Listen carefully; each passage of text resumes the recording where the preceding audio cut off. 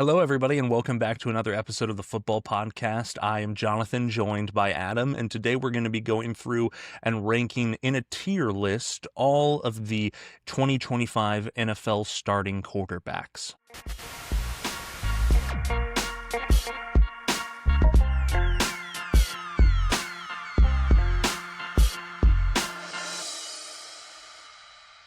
So for this episode, it's actually going to be 34 quarterbacks and not 32 because there are a couple situations where the starter's still up in air. But Adam, why don't you go through and break down for us what the tier list is going to look like?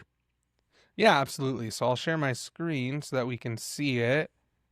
Technological wonders. Absolutely. Okay, so there you go. So the tiers that we have, the upper tier, I guess the S tier is game changers. Below that is franchise guys. Then we have show me something, on thin ice, and then why is he still starting? So I think that this kind of gives us a lot of flexibility and kind of covers all of the wide array of talents at the quarterback position within the NFL. Yeah, so we're going to be kind of going through, not necessarily in any particular order, if anything, just kind of what jumps out to us. And it's kind of going to be a loose discussion of these quarterbacks. Some will, both to us and probably to people at home, make complete sense. Some might be a little bit of a hot take, and we'll probably have a little bit of arguing. I'm interested to see if we have an argument between tiers, how we're going to come to a compromise. I guess I'll defer to the person running the presentation, but I will make my voice heard. Okay, yeah. I there's one particular quarterback that I won't spoil yet. I know Jonathan has strong opinions about. And I've just kind of let him voice them, but I think I'm going to push back a little bit today. Okay. All right. I think all of the tiers make sense for the most part. I just want to explain where I was coming from with the show me something tier. To be clear, even though it's right in the middle, I view that relatively as a mostly positive tier. The idea behind that is sort of you're probably a solid starting quarterback, but I need to see one more thing. You need to show me something to where I could elevate you fully into being a franchise guy. And then as a little side note, for some of these cases, we will be going down and projecting rookie quarterbacks because they are, for all intents and purposes, going to be the starters for the 2025 season. When it comes to that, we will be projecting where we think they will be. For pretty much everyone else that's established, it's sort of a where you are right now with a little bit of projection heading into the next season. Yeah, absolutely.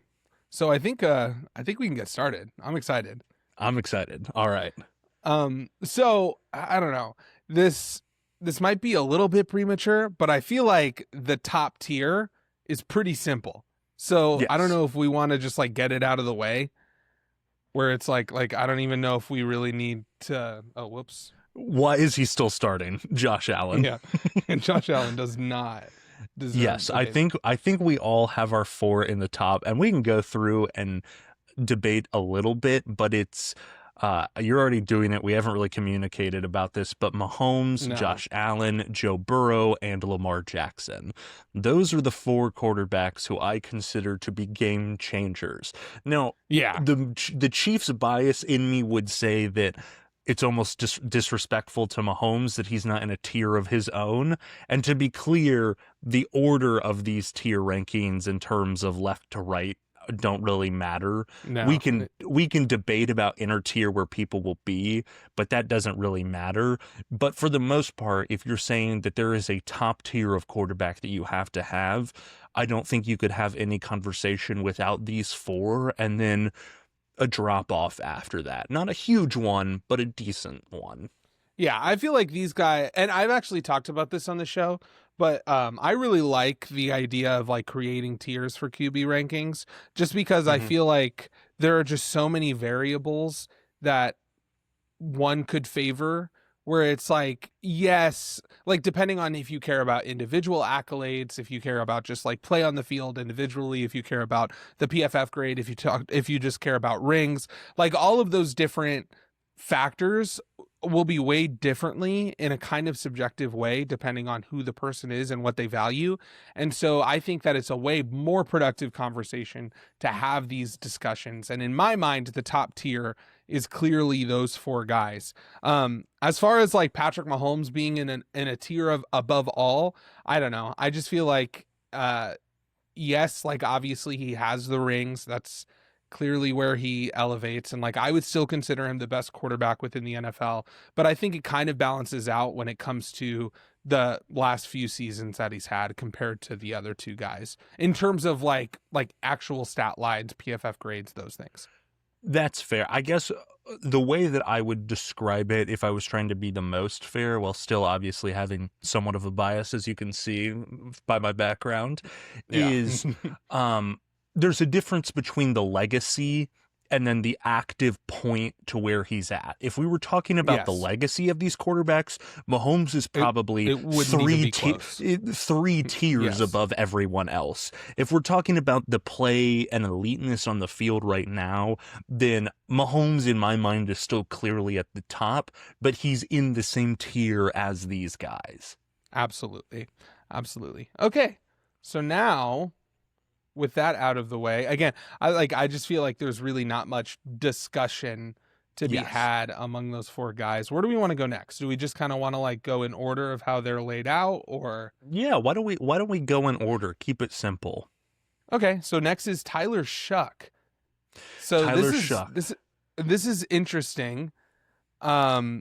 Obviously, Which we I feel like, we received immense amounts of hate for mispronouncing his name. To be clear, my I am a gosh. Louisville football fan. He was probably the best quarterback that we've had since Lamar Jackson, which isn't a high bar, but it is a bar.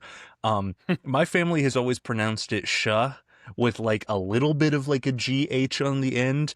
I don't think it's a full on shuck, but Okay. but apparently that's what people are saying.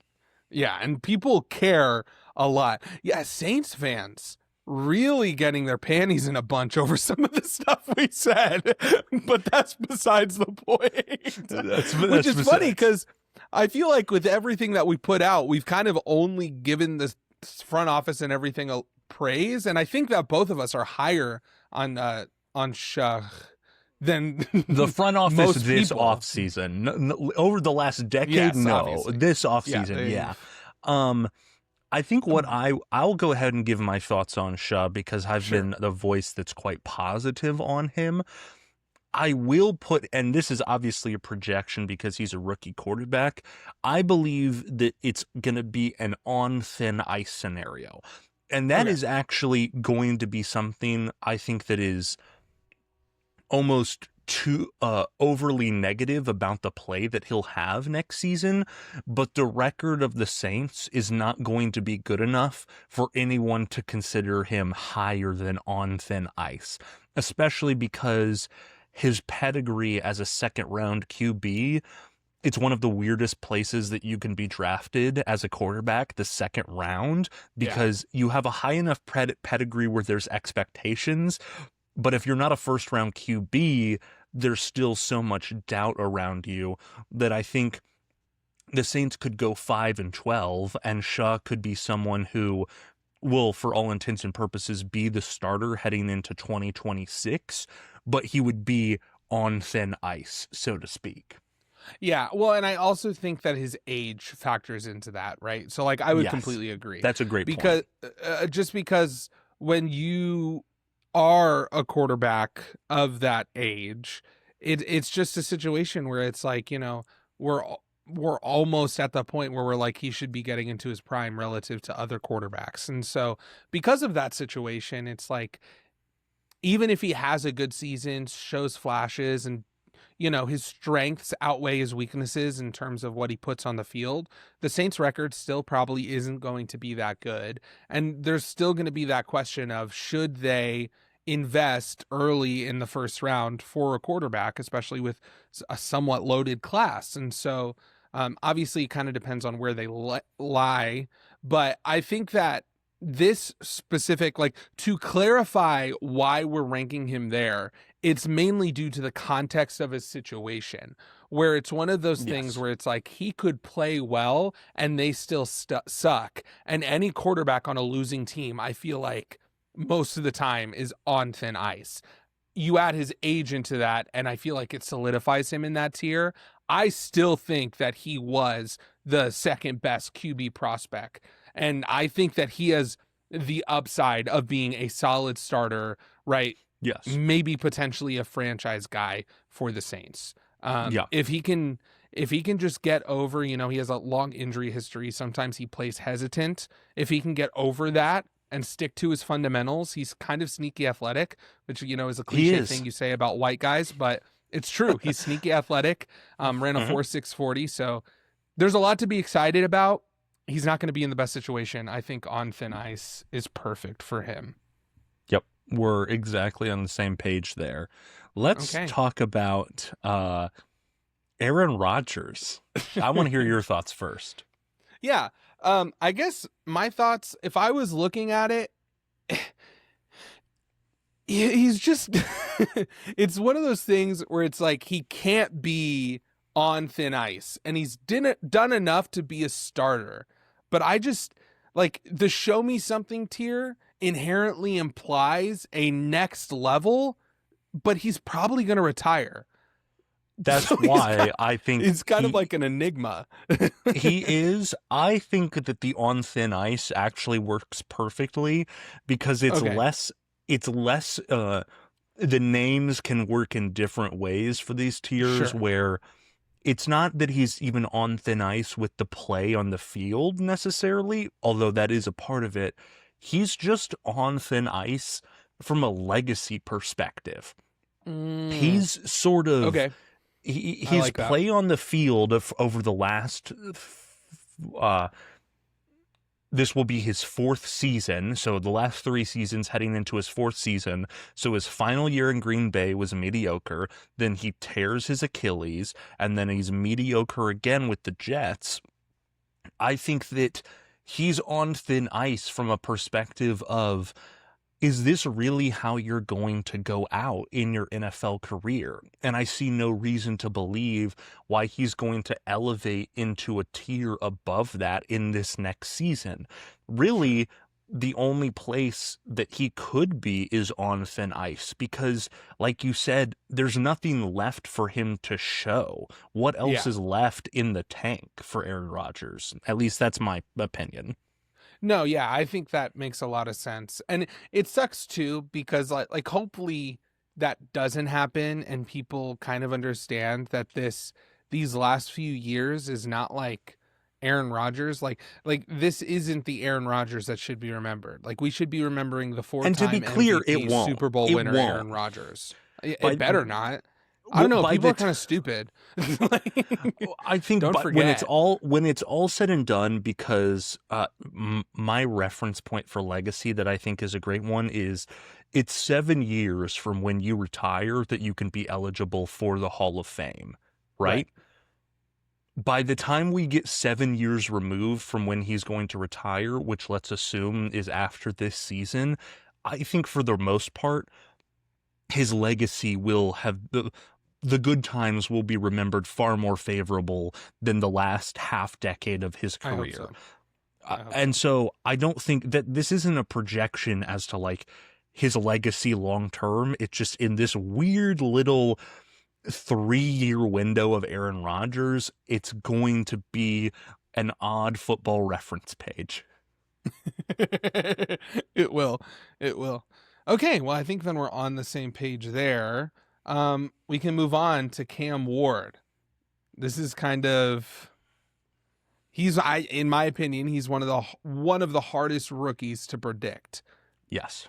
uh in the last, 10 years. Like he just seems so the ups are so high and the downs are so low that it's like if he can figure it out, it seems reasonable that he could be a franchise level guy.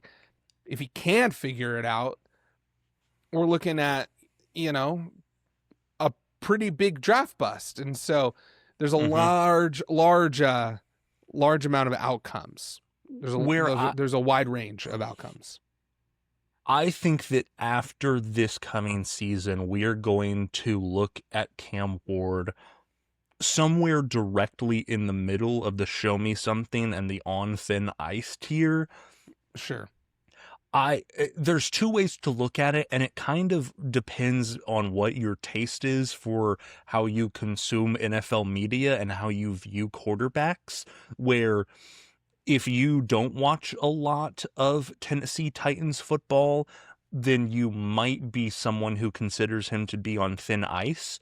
At the same time, if you understand how terrible of a situation that the Tennessee Titans are in, then I think you would lean more so towards a show me something category where, listen, you were in a terrible situation. I saw the flashes, I saw the valleys, and I believe that you can be that guy, but I need to see more of it. I think probably what the consensus opinion will be, and when I say consensus would not be, the majority opinion will be, fair or not, Mm-hmm. is probably closer to the on thin ice tier, because inherently, Sure. almost unfairly to him, being drafted number 1 overall. That is so much pressure that when you step away from that, it's not going to be the same sort of pressure that a Caleb Williams faces or a Trevor Lawrence faces, Right. but it still holds the connotation of being a number 1 pick. And so if the Tennessee Titans go 4-13 this season, which is entirely on the table, then most people are probably going to just by default put him in that on thin ice category. Yeah. So I agree with you. I will say, though, this isn't a majority of people decide tier list. This is Yes. a football Okay. podcast tier list. And so I think that when I look at Cam Ward at the end, middle, whatever of the season in 2025, I'm going to view him more as a show me something quarterback. I I think agree. that I think that that's where we should put him. I Let's think put him that in. You're is, right, Adam. Thanks. This is our podcast. We get to decide. Like we can do whatever we want. I think you're right. I think that generally, especially in media, negativity, outshines positivity. And so he probably is going to have those errant throws in the middle of the field. He's probably going to have those, situations where he looks a little bit lackluster. And maybe he gives up a sack, he makes a bad decision. He's inefficient overall, those kind of things. But it's one of those things where it's like, if you truly understand where Cam Ward is in his development, it really is all about his technique. And if he can figure that out, we are looking at a quarterback, like I said, that has franchise potential. And so for me, and the reason why I'm saying like I think he'll still be in the show me something tier is because I don't know if in one season you're going to be able to fix that. Yes. And so for that reason, I still think even if he has a off year, right? Like he doesn't live up to the hype of being a first overall pick and people are talking all negatively about him, I'm still going to be going into 2026 saying he still has something to prove. He still should be the starter. Yes. He will be someone who hopefully, because I like Cam Ward, and I think that I'm also just a sneaky fan of the Titans conceptually, because I think there's such a and we talked about this last episode, they're in such a weird place as a franchise where they're in such a huge football market. I mean, we're talking about Nashville. Yeah.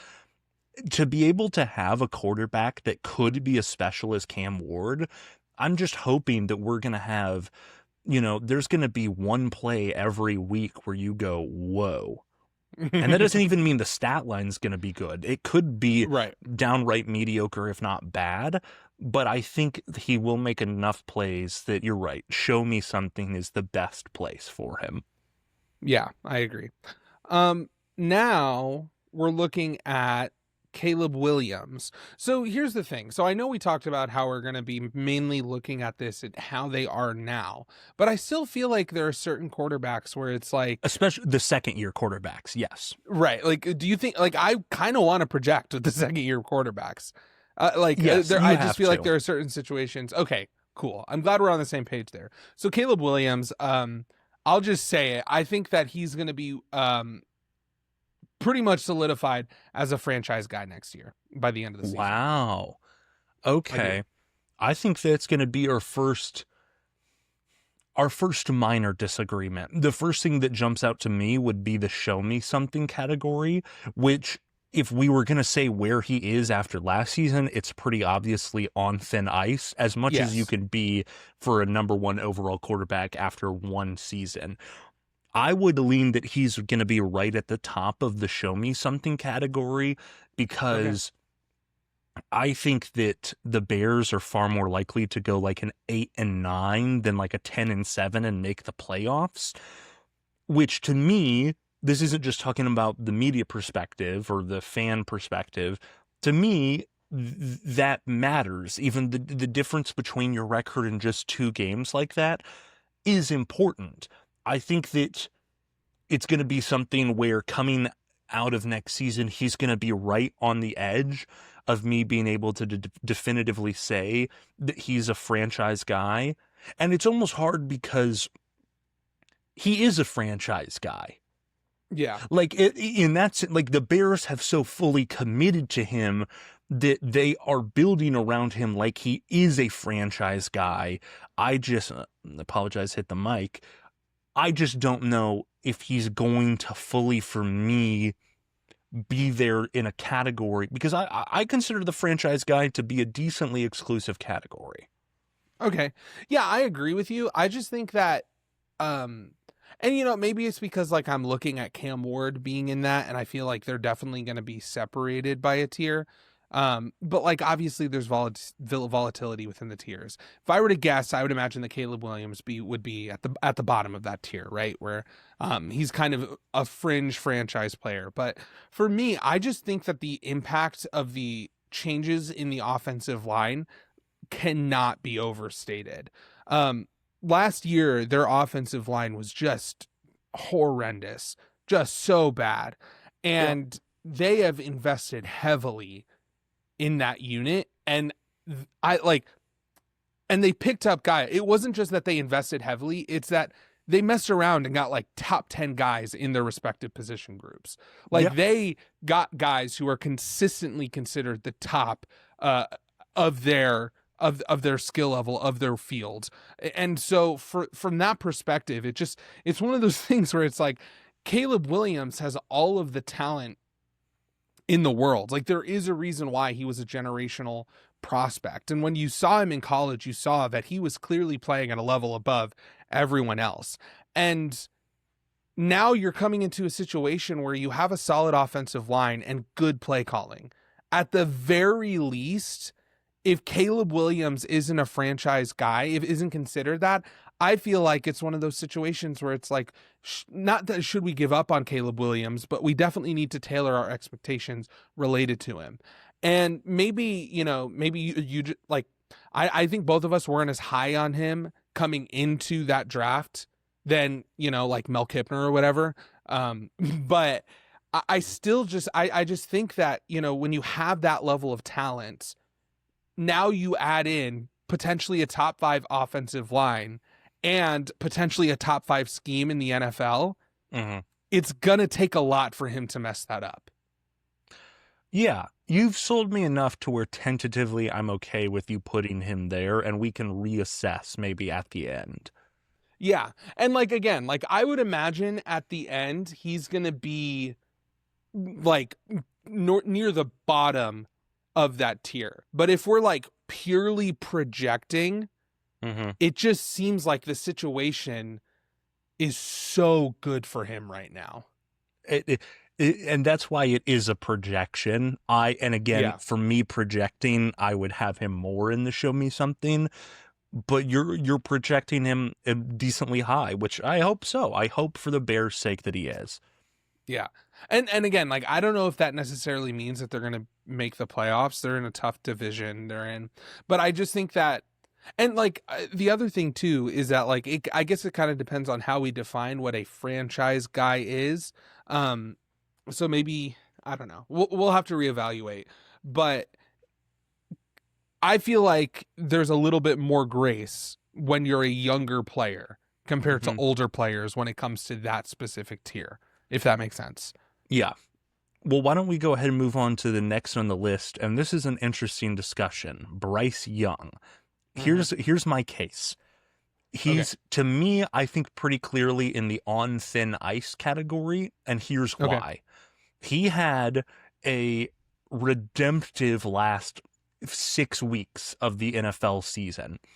Yes. The problem is that the first season and a half of his career was so bad that he didn't buy himself enough room to be in a show me something area. He bought Yeah. himself enough room to not be in the why is he still starting category. Yeah. Because Bryce Young, and this is talking about from a general NFL discussion standpoint, but also with me personally, if he comes out for the first 2 weeks of the season and stinks it up, he has not bought enough grace in my mind to where I still am going to hold out for him as a long-term franchise guy or a solid starter category. So to me, he has to be on thin ice. Yeah, I would agree. I think it really just comes down to and really speaks to how atrocious that rookie season was. Mhm. He it's he's like I just don't see a world where he can make up enough ground, you're right, to like escape the on thin ice category. I think that like again, even if he has a good season, we're basically going to be just looking at that season as like a, okay, like now we're starting to get somewhere. Now we're And to be seeing the clear, makings of this is someone of a who starting quarterback. I'm officially not very much projecting with this one because I've seen 2 seasons of him. Me too. He could Me he too. could come out of this season being in the show me something category. But after having played 2 seasons, I'm no longer projecting and I'm just placing you where you're at going into this year, and he's very clearly on thin ice. Yeah, I would agree. All right. I think that's pretty simple.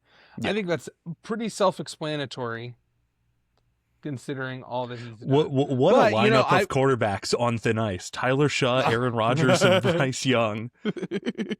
Well, we might be expanding that tier list. It seems like all the young quarterbacks are kind of front loaded for some reason. But next is Michael Penix. Michael Penix Jr. This is something where, and this is a projection, obviously, he's going to be on thin ice. Yeah, I would agree. I think I don't know.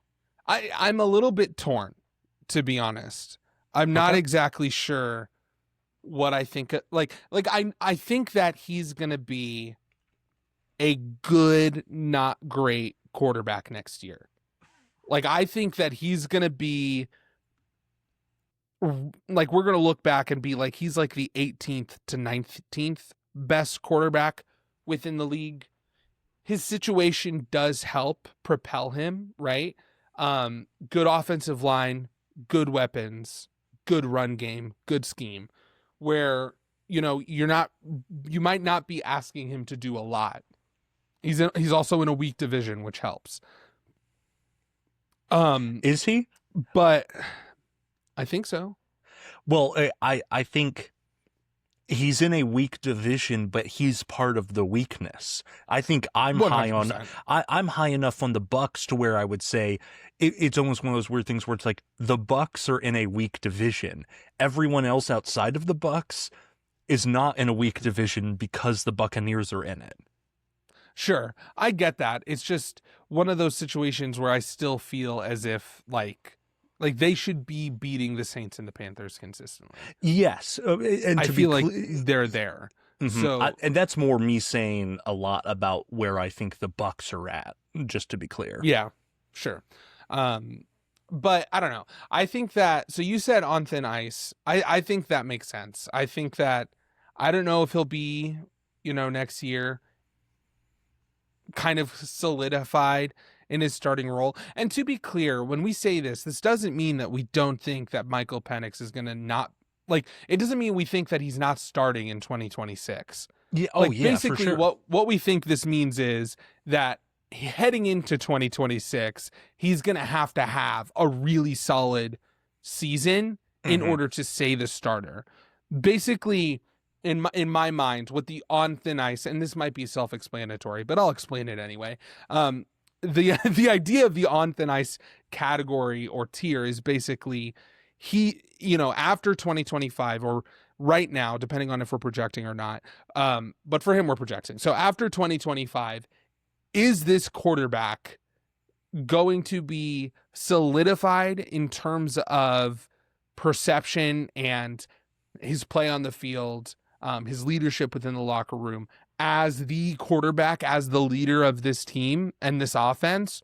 Or is there still going to be question marks related to that, and he needs another season before he can eventually be considered the clear starting quarterback for their team? Yeah.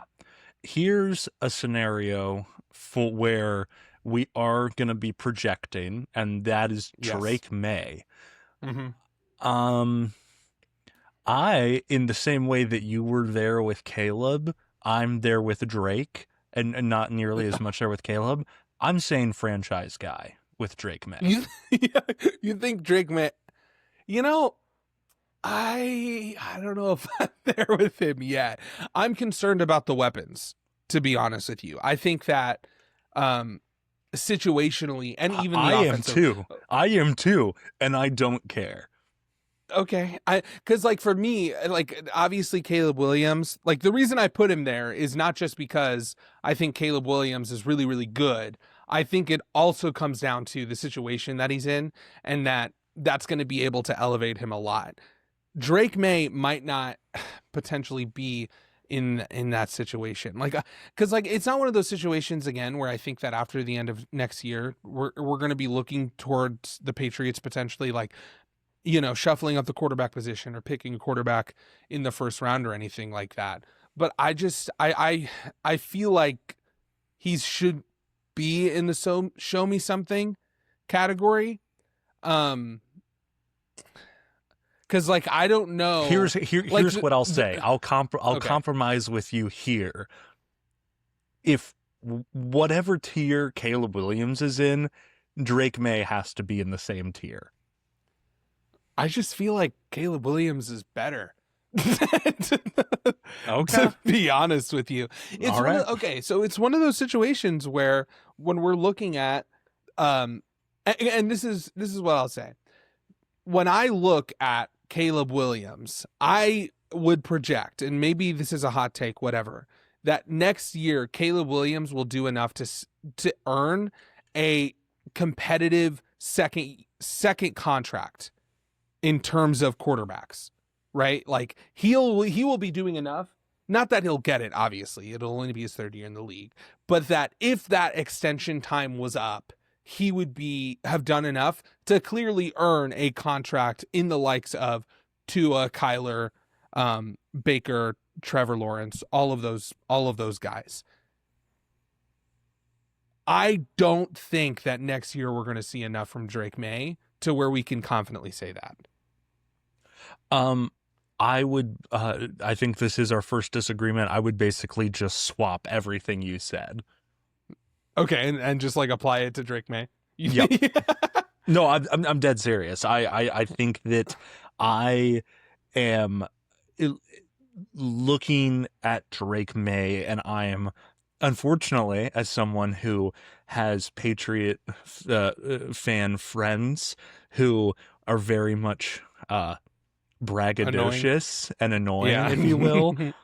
I fear that they may have found, unfortunately, another franchise guy, not in the vein as Brady, because what a ridiculous comparison and legacy, Yeah. but clearly a franchise guy in Drake May.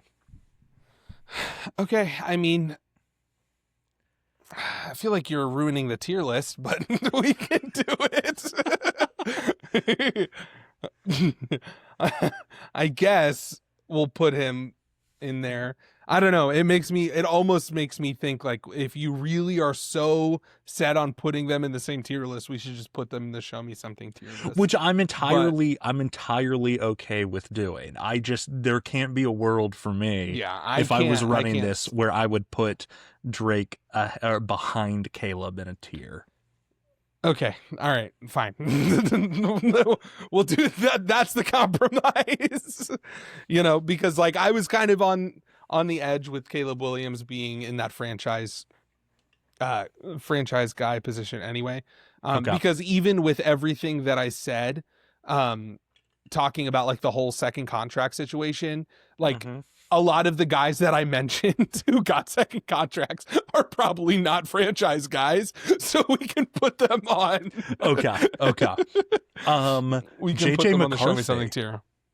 Yeah. What do you think? I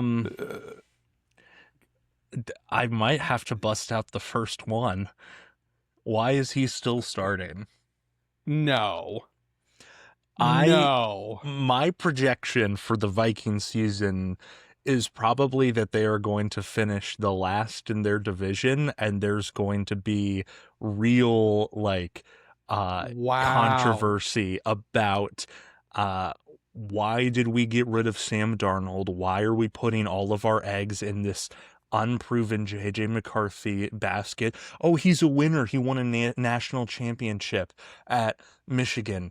I don't care. That means almost nothing to me. Well, it does to me. I guess this is like the first time. This seems to like be like one of the big. I had no idea. I'm like kind of flustered. I had no idea that you were so down on the Vikings. I feel like that they like if I were to project their season next year, in my mind, the floor is second place in their division.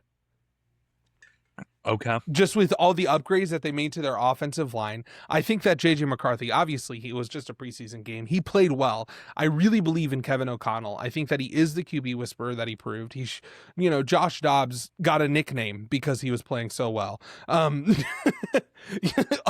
O'Connell. It's one of those things where it's like, I don't think that Sam Darnold is necessarily, in terms of talent, like that much better than JJ McCarthy. I don't think so either. I just think that so many things broke right for Minnesota last season that when you stir up the pot like this in the quarterback position, in a situation where I think at minimum, I don't think I would project a season nearly as good as what Sam Darnold had last year for JJ McCarthy. And I don't know. I also think that division is so good. I'm not there to be able to say that. I think that probably, I don't think that they would finish last. But my problem is who are you projecting to finish last in that division? Especially with what either the Bears or the Packers. Fair. Obviously, I think JJ all the options. JJ McCarthy, to me, is clearly the worst quarterback in that division. Okay. And when you put that doesn't really do much for me either. Here's what I'll say. This idea that last year was this fluky, everything broke right for the Vikings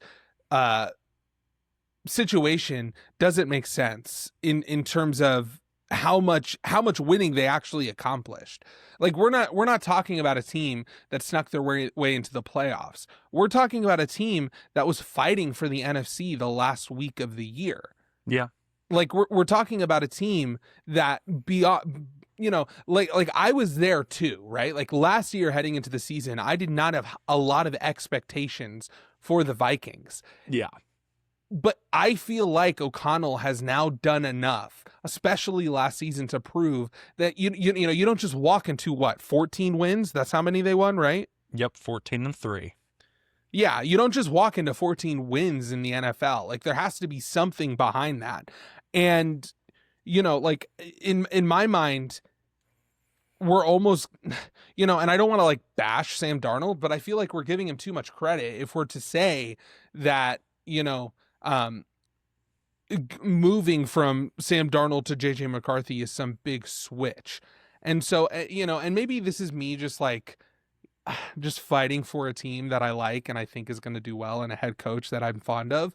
Yep. But there's still this aspect where it's like, the context matters in terms of the quarterbacks, especially when you're projecting. Like we've seen plenty of examples of quarterbacks who people are like, I don't know if this is going to work. I don't know if this is, this is the guy. I don't know if this is the right pick. Bo Nix comes to mind, but then you put him into a context, even if it was unforeseen, the context actually is incredible, right? He's in a great situation with a great head coach, a great O-line, an incredible defense, an incredible defensive coordinator, and, one of the best rosters in the league. And it's like, it doesn't take much for that guy who is the most winningest player in college football to be able to win 12 games. Like that just doesn't that just doesn't seem unrealistic for me. And if you're talking about a quarterback, who is, leading an offense and potentially getting 12 wins, I don't know how you don't at least put him in the show me something category. Fair. And what I'll say is this is your tier list. You're running the show. I will be the voice of dissent to what you say in this context. We'll put him on thin ice. Okay. We'll compromise there. And I will. The only point that I'll say, and here's the thing, is I know that you have far more evidence for your side. This is far more of just a. This is a gut check to me. This is a gut check to me where there's a team every season coming off of I'm projecting a hangover of sorts for the Vikings. Sure. And it's not even necessarily a statement about Kevin O'Connell or that defense or even really JJ McCarthy. This is just a projection about JJ McCarthy based on how I think the Viking seasons will go. And I think, unfortunately, it will be disappointing. That's just where I'm at right now. That's all I'll say. Okay. I mean, yeah, that's fair. I guess that's your opinion.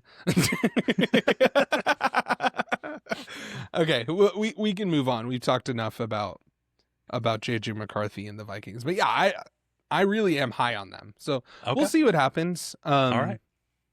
I guess time will tell. Okay. Now, speaking of, I don't know. I don't know where I was going with that transition, but kind of a downer. Kenny Pickett. I think this is another quarterback where it's like, why is he still starting scenario? Yeah, that's the move. That's just the entirety of the Cleveland Browns, and that's unfortunate. That's unfortunate for Kenny Pickett, but that's just this is a situation where I do have to project somewhat. I like how you just instantly put Flacco in there as well. We can just combine this conversation. And for reference, these are the two quarterbacks that were doing both for the Cleveland Browns. And we're not even really talking about the rookies because it's highly unlikely that any of them will start meaningfully at any point in the earlier middle of the NFL season. And so, yeah, why are they still starting? And again, that's more of a statement about the Cleveland Browns. This is more of a, why are the Cleveland Browns still a football team? Why are they still around? Exist. Oh my gosh. Yeah, I don't really know if there's anything to say. Which is great fans to me. I'm just coming back from a trip to Tampa, Florida with my friends. There were a shocking amount of Cleveland Browns hats and memorabilia just on people walking around. What a great fan base. They don't deserve that team. They really don't. It's pretty sad. But yeah, it's one of those things where it's like, you know, Kenny Pickett didn't do well in Pittsburgh. He then was the backup for the Eagles. And then without proving anything at all. He had one of the most embarrassing plays in NFL history. He did. And it's just funny because it's like such a Browns move to then pick up a guy who, was bad with the team that drafted him, was a backup, and then without Super Bowl proving champion. anything is now my bad. But without proving anything is now a starter. Yeah. But I digress. And then same with Joe Flacco. His legacy hopefully won't be hurt by these last years. In fact, I think they're almost going to be benefited because I put him in the why is he starting category just because maybe we should we bump him up to no, because he's at the end of his career. Like yeah. I don't think that.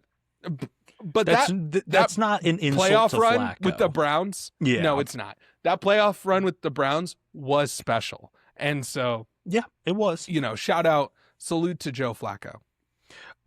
Justin Fields to me is very clearly in the on thin ice category. The reason why he's not in the why is he still starting is because he legitimately won games for Pittsburgh, and now in hindsight, at the time I agreed with Mike Tomlin's decision in Pittsburgh to make the move to Russell Wilson. In hindsight, though, there are legitimate questions that I have about should they have made the move back to Justin Fields. I mean, this isn't some high praise. I'm putting him probably near the bottom of the on thin ice category, but this does seem like legitimately complete as you can get for having started for 2 NFL teams before this. A fresh start for Justin Fields with a brand new head coach, an NFL organization that's clearly in a full rebuild, and he gets the chance to just go out and be the starter for an NFL team with relatively little controversy at the position. This is as complimentary as I can get for someone who's near the bottom of an on thin ice category. Yeah, well, and I think there's 2 things with Justin Fields. The first one related to everything that happened in Pittsburgh. In my mind, at the time, I did have question marks related to Tomlin's decision, and it wasn't even because of like the whole "if it ain't broke" philosophy. Just because even though Justin Fields was playing well, their schedule was very easy to start out with, and so there was a clear. Like as soon as the schedule started picking up, that's when they started losing games. But the other thing related to that, specifically when it comes to the whole Jets situation, is I think that a lot of people are kind of viewing him as a stopgap quarterback, right? Just kind of taking up space until they eventually can get their guy. Where I think that, this is a guy that was picked by Aaron Glenn. I think that this is a guy that will be given the opportunity to show something. And so, in my mind, if you are a quarterback who has done enough, he's like, it's actually funny. He's like 8-4 in the last 12 games that he started. yeah, he is. So it's one of those things where it's like, definitionally, like I feel like he should be the poster boy for on thin ice, right? Like he's going to be a starting quarterback, and this year is probably going to determine his career. Yes. I don't think that he's going to get any more opportunities outside of this year. This is the most important year of Justin Fields' career, which means, like you said, inherently, he's kind of definitionally on thin ice. Absolutely. Okay, we can move on to the next guy. Russell Wilson. Yeah. Why is he still starting? I think so. I'm right there with you. And that's a combination of both the play on the field and the off the field aura, if you will, to use the parlance of our times, that he brings to a locker room. It's Yeah, it's not good anymore. It's one of those situations. It's funny because it's not like I understand why he's gonna be starting for the Giants, Yes. and I don't think the Giants, in the process of picking him up and then making Jackson Dart, made a mistake inherently. Um, because there weren't that many options No, of guys that they could pick up to be like this developmental stopgap quarterback until their first round draft pick develops. But even given that context, it seems like it's it's one of those things where it's like Russell Wilson isn't necessarily excels at the job, but he has a very specific skill set that makes him still be a starting quarterback in this Giants situation. yes, and this is also just a point of his career where to imagine a world in which he would be higher than where he's at right now is almost impossible to comprehend, because he's being put in a situation where the goal is for him to lose his job. Yeah, exactly. Like that's a really good way of framing it. Yeah, Yeah, Russell that's Wilson true. was picked to be someone who you hope loses his job. Yes, I mean, that's true. so he almost, like, the Giants are putting him in this category of, why are you still starting? Well, that's true, but like the Giants have to at least, right? Like Dable and what's the GM's name? Do you remember? Joe Shane. Yeah, Joe Shane. They have to have some belief in him because, like, if you remember at the beginning of the offseason when the Giants like put out an ultimatum on their jobs and basically said like, if you don't get it together, like we're gonna fire you guys. But so like they have to have some faith in him at the very least, because like the best case scenario is that the Giants meet that whatever that bright line is in terms of wins that the ownership has, and then that they can do that without Jackson Dart playing at all, right? Like I think that'd be the ideal season for Giants. Development from their core young players. Yeah.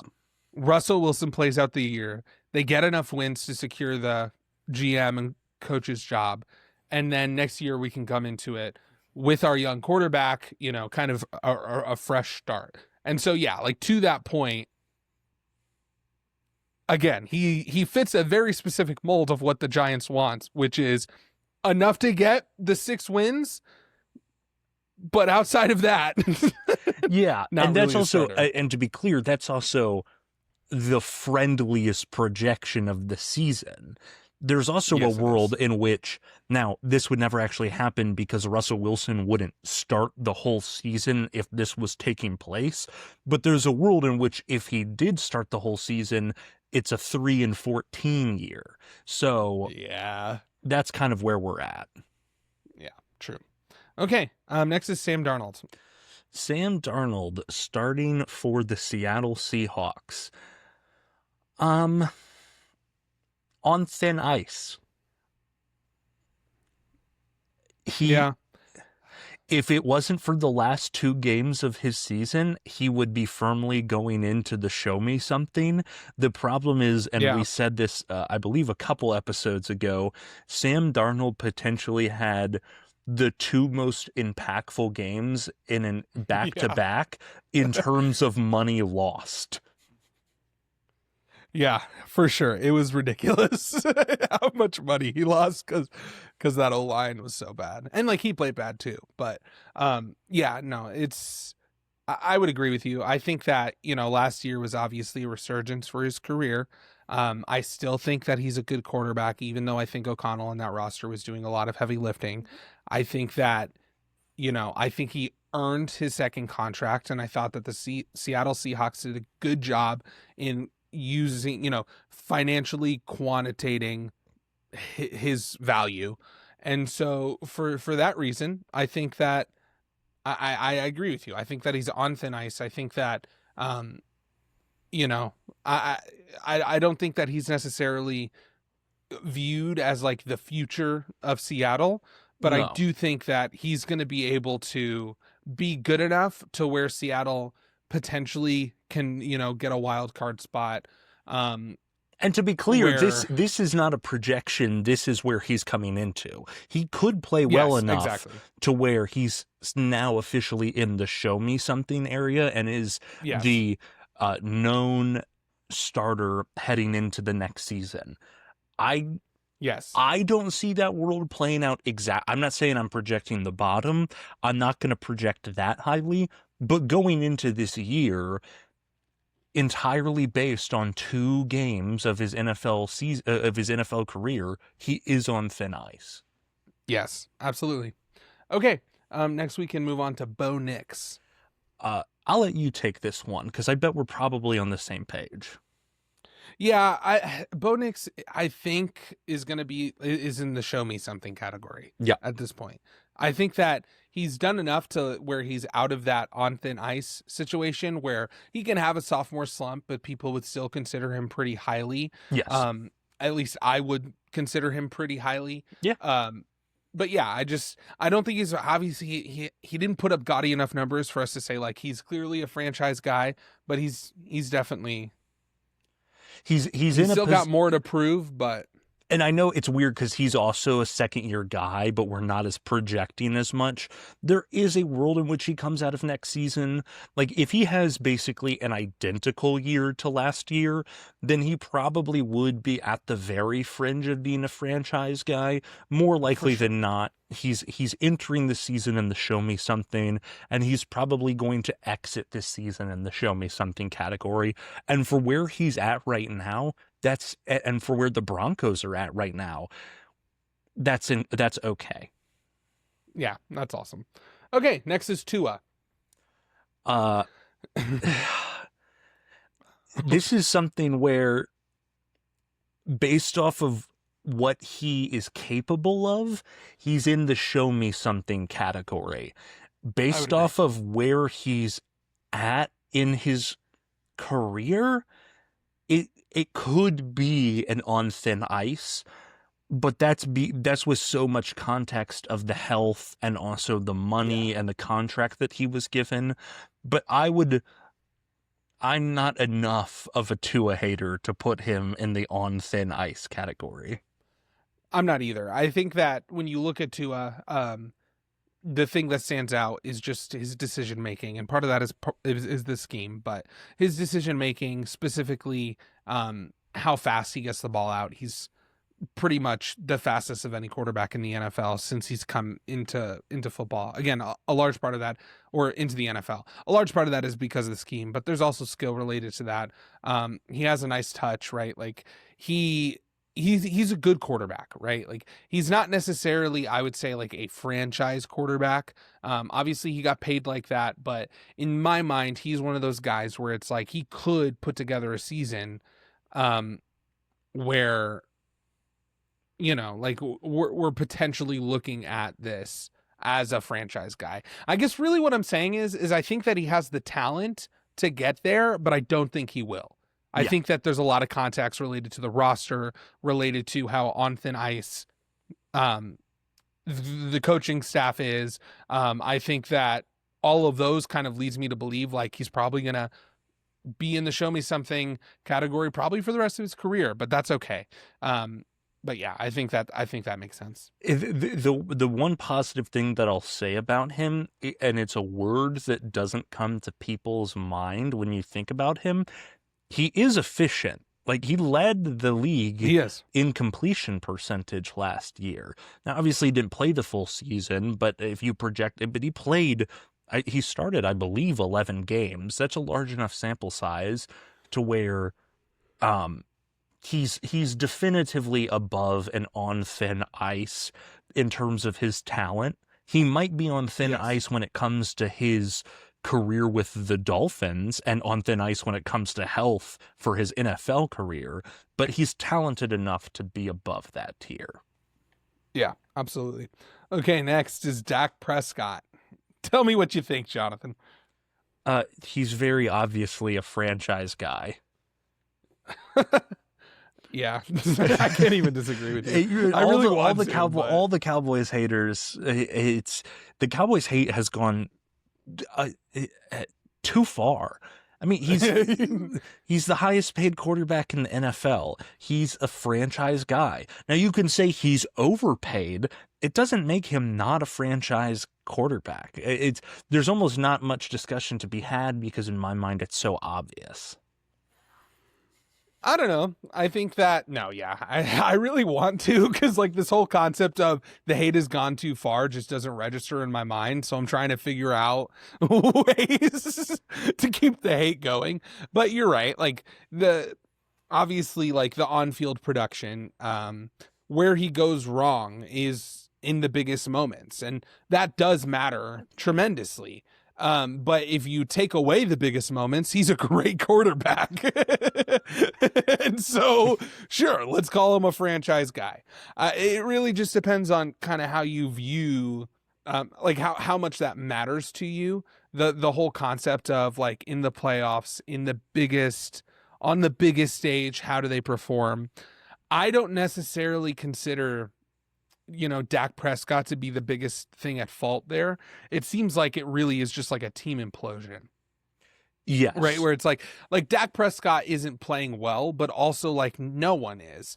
And so that's not necessarily to make excuses for him, considering he is the franchise player, you say, but it's still one of those things where I think he's done enough throughout his career to earn that title. I would put him on the back end of that, I think, whenever we fill this out. Fair. Just because I think that most of the guys, and maybe I actually am kind of convincing myself that maybe you shouldn't be a franchise guy, because I think that one of the hallmarks of a franchise quarterback is being able to elevate beyond the moment and to play your best football in the biggest moments. Maybe. But at a certain point, though, talent has to transcend that.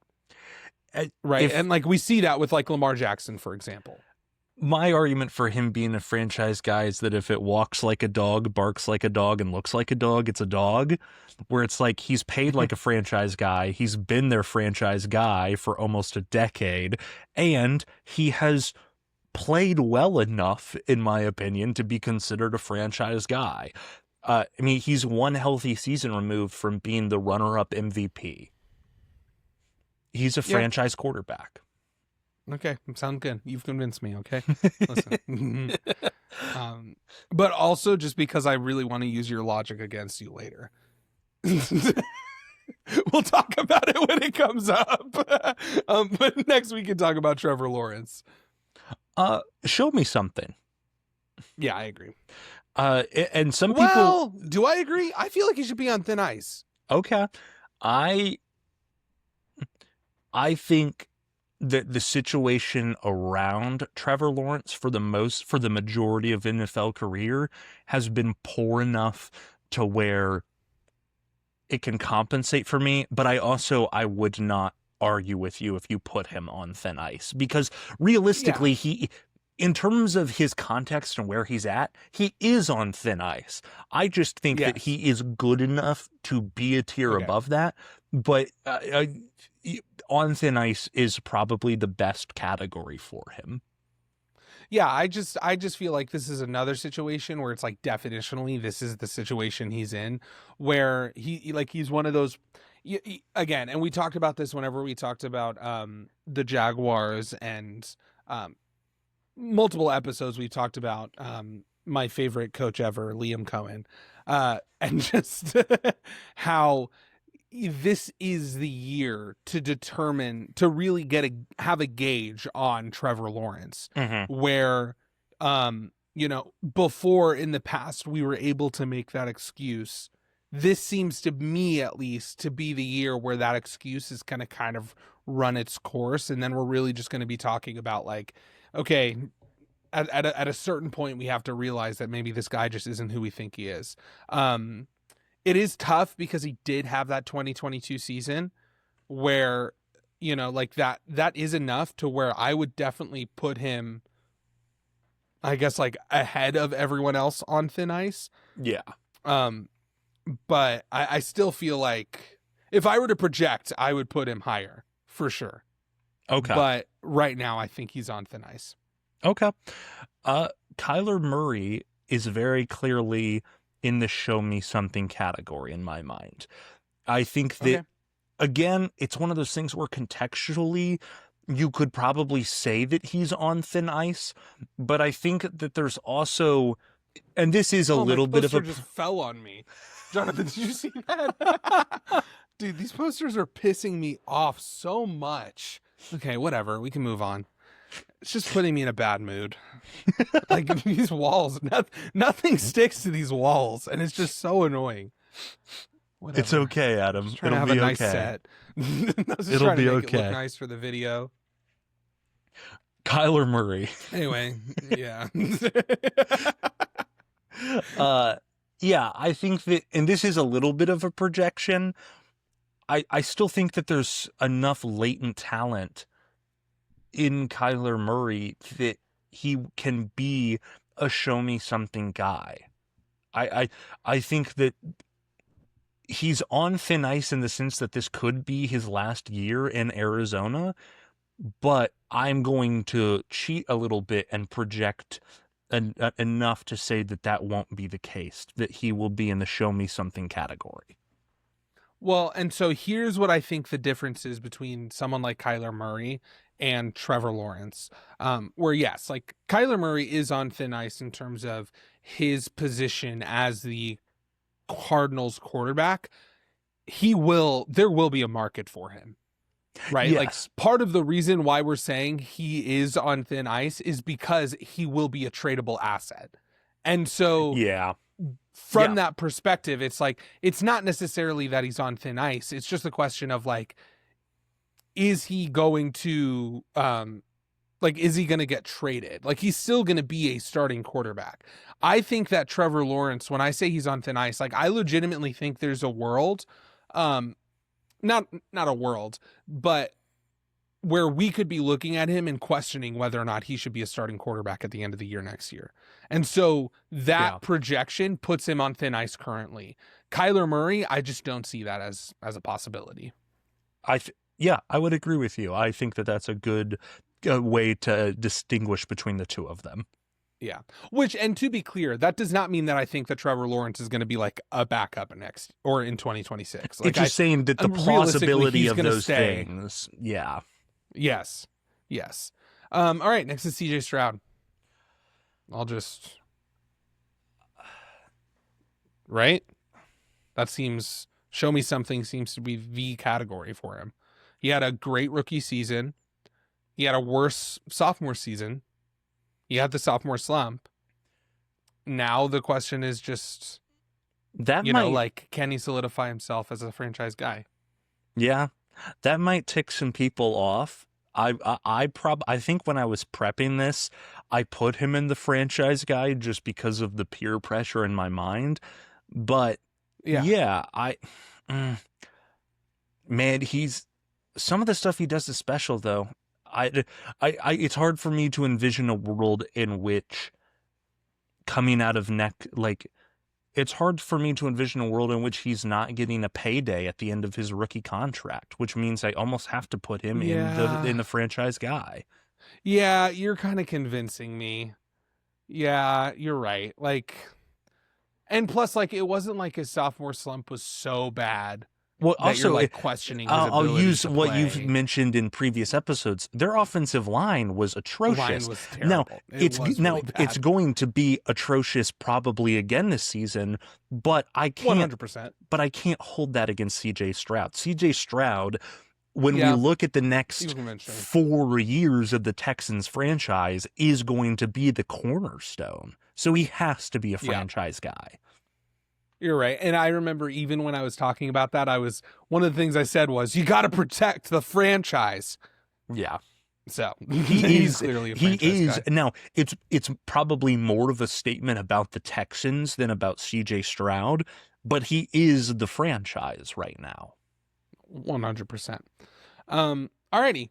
Baker Mayfield. Franchise guy. We love Baker. Let's go. This is huge. I was really hoping we wouldn't have to argue, but I kind of was hoping we would have to argue because then I could rant about Baker Mayfield.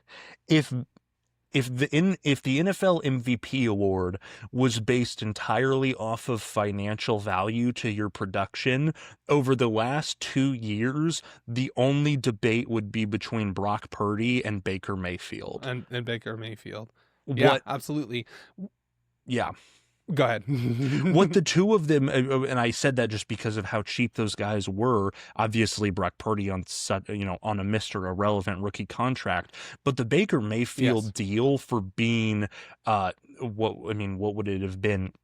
His 4th NFL contract is truly incredible. I mean, Baker Mayfield is someone who will be the franchise quarterback for the Buccaneers for the next 3 to 4 years, barring, I won't actually knock on wood because it would be loud for the mic, but barring injury or some sort of really weird circumstance, he is a franchise quarterback. Yeah. Well, and also to kind of steal your little analogy, but if the MVP award was purely based on dog, Baker Mayfield would be, 6 MVPs in.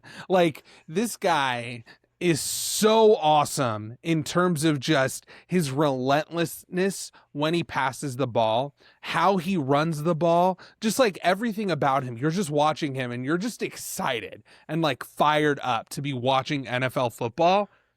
There's what more could you ask for? There's not in a franchise guy.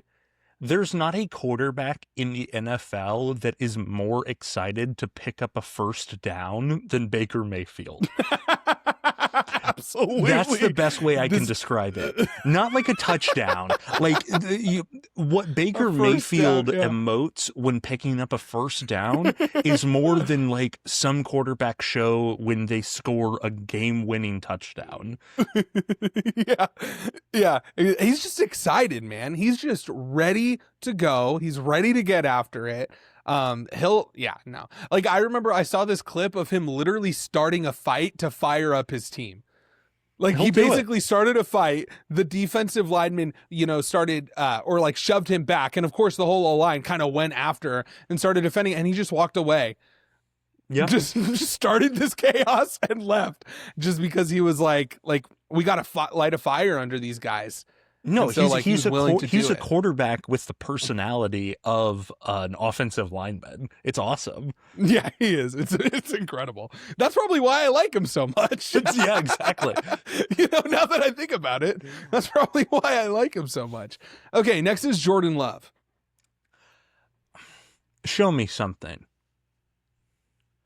Really? He got paid enough and did enough in his first season as the full-on starter to where, and even if you want to call it a bit of the slump last year, they still made the playoff. Like, at a certain point, relative to how meh I think that offensive roster is, I can't say that Jordan Love's on thin ice with back-to-back playoff appearances. You're right. I just think that my initial reaction is to underrate him because I feel like so many people overrate him. Yeah. But if we're being logical without bias, Jordan Love has something to prove. He has to show something. But I will say, just so I can get this off my chest, sometimes people just act like Jordan Love is this franchise guy. If you really look at it, he really only had a productive half and 2 playoff games, like half a season and 2 playoff games. And I think that him beating one of the most hated franchises in the NFL, the Cowboys, in that wild card round, the 2-7 matchup, smacked them. Yes, that really did a lot for his career, where everyone was like, "Oh, look, it's Jordan Love," and it's like, okay, but now we're getting into it, and it's like, realistically, he had a slow start his first year starting. He did start to pick it up, but he still had some issues with in terms of like his accuracy. And yes, and drops. Like, yes, there's context related to that with the Packers wide receiving core. I've talked about that on length, but I just think that Jordan Love has a lot to prove. He really, sometimes he has an incredible arm, right? Let's just get that straight. But sometimes he compensates and throws errant balls because his mechanics are just not there.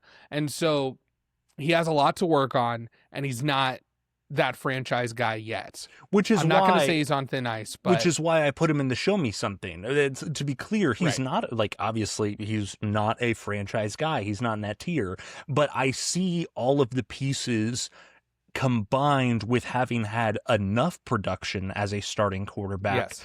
to where he's in the show me something area. If he puts it all together and shows me something, there's a real world in which he walks out of this next season and is a franchise guy.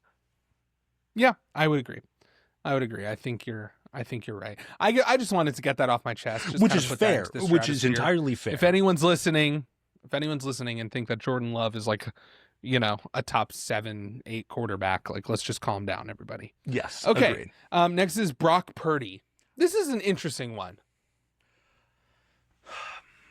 This is a tough one. He definitely kind of brings to he brings to the forefront of your mind the whole conversation of like how much should context matter relative to production. Here's where, right?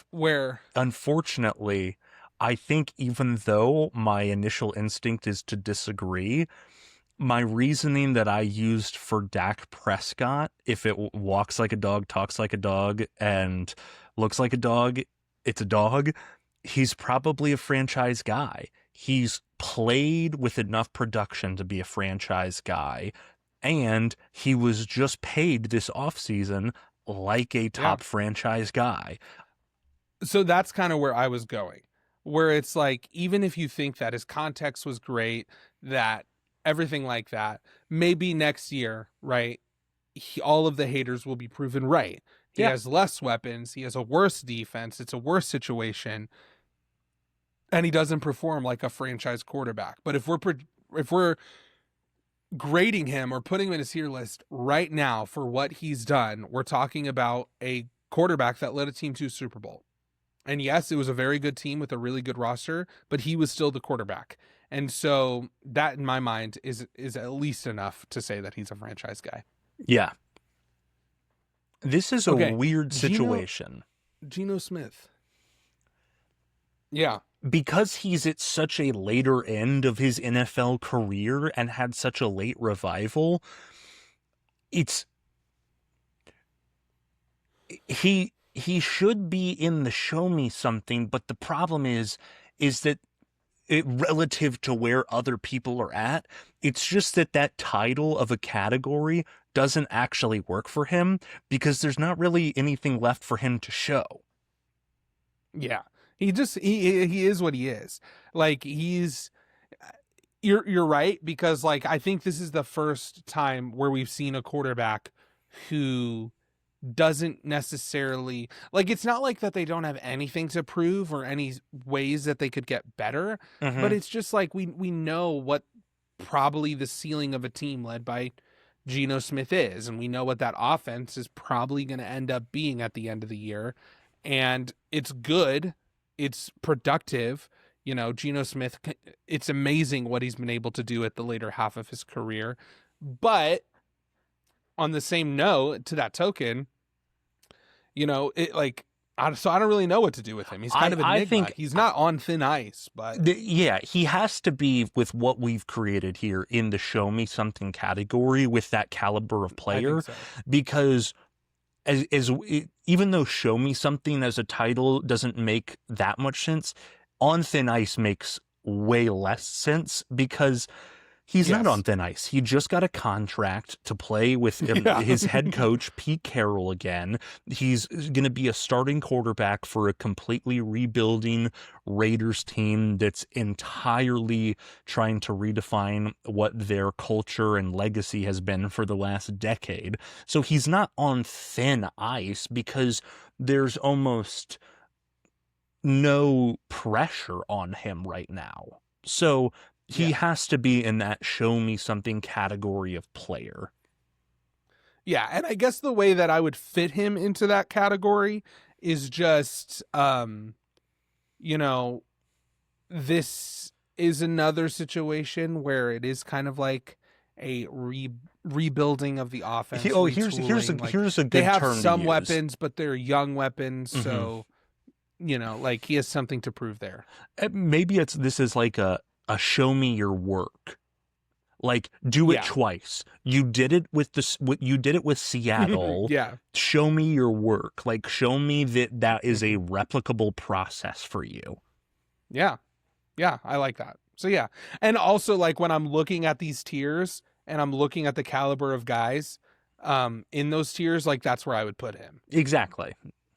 You know what I mean? So like that seems to make sense. Yeah. Okay, perfect. I think we nailed it. Daniel Jones. In a weird way,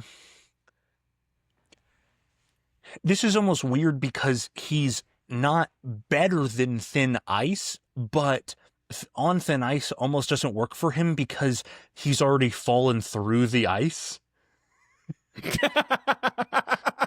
He's already drowning. He's already drowning, but it's also not a why is he still starting category because he is better than Kenny Pickett, Joe Flacco, and Russell Wilson right now.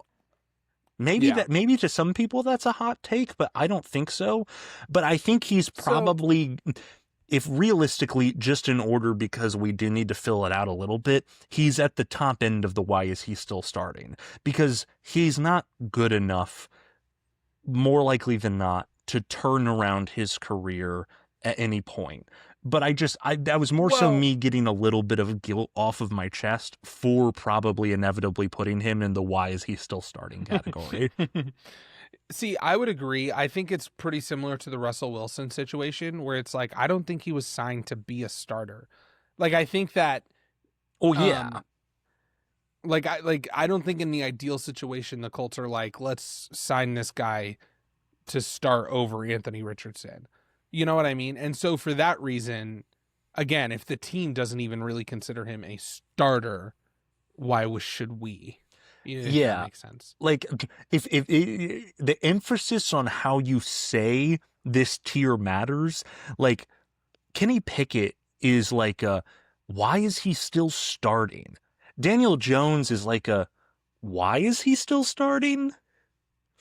Like, there's a different tone to the way that you say it that's less negative for Daniel Jones than it is for like a Russell Wilson. But yeah, absolutely. His production is enough to earn himself that tier. Yeah. Okay. All right, Jared Goff. This is tough. I wanna. There's a lot of dead time in this section of the podcast. I'm just saying this right now because if this is clipped, I apologize, Lions fans, because even if we put him in the starting QB or the franchise quarterback section, you're still gonna get mad at us for how much we hesitated doing it. Yeah. That being said, is he a franchise guy? I want to say yes. I think I do too. Right? Well, especially, so he came to the Lions and the Lions sucked. And he was part of their resurgence, right? Like he was as much as part of the leadership in the team as Dan Campbell was. Right? Like, and Brad Holmes. Like, he came in with Dan Campbell and Brad Holmes. It was the first major move that front office made. And it was to trade for Jared Goff with the intention of saying, you are going to be the veteran leader on this team. You have been to a Super Bowl. You know how this is supposed to look like. You can help us implement that. And even though it wasn't like a rookie, right? We're talking about a guy who's on his second team. He's done that. Right, like he's done, and now they're in. They made the NFC Championship. They won the NFC. Could I pause for you right there? Is perhaps the worst thing for Jared Goff's legacy the fact that Matthew Stafford won a Super Bowl? I think it is. potentially. Because again, I But think he I'm has there, to be. man. I agree, and it's again to use for the third time the same logic of like he's had the production of a franchise guy. He's made it to a Super Bowl and won the conference. He's made it to multiple conference championship games. He's paid yeah, he's a franchise guy. I think he's a franchise guy. All right, next. This is the one I'm excited about. Justin Herbert. You're putting me in a trap here. That's why I said, okay, fine, we'll put Dak Prescott there just so I can use this logic against you. Like, this is the reason why. This was all a setup from the beginning. Because Is it okay? Here's the question: is it a setup? okay, How many? yes. How many playoff games? How many playoff games has Dak Prescott won? I don't know. I don't know off the top of my head. What, 3, 4? No, I think it's like 2, maybe even 1. Oh, okay. So, But do you know how many Justin Herbert has won? Yeah, 0. Yeah, he's the you just He's a made the franchise exact guy, man. He Like, is. come on. He is. By all of the logic, right? Like, the only thing you could say is that he doesn't perform best in the biggest moments. And it's like, look down the line. Like, yeah, you're right. But so does a lot of these guys. Like, if you're looking at pure production, like, he arguably has one of the best seasons in his rookie year than any of these guys individually ever had. I agree. All of the talent is there. It's just here's where you and I, it's our biggest distinction. And it's not that and we've had this discussion, and obviously in a short form, people are going to think I'm way on this end of the spectrum, but I do genuinely value QB wins and playoff wins because in such a small sample size sport, it has to matter because that's how we bake it in. And when I look at that tier list and I see that every other QB that's on the same tier and above him, and even multiple people who are below him, have done something that he hasn't, which is win a playoff game, it makes me iffy.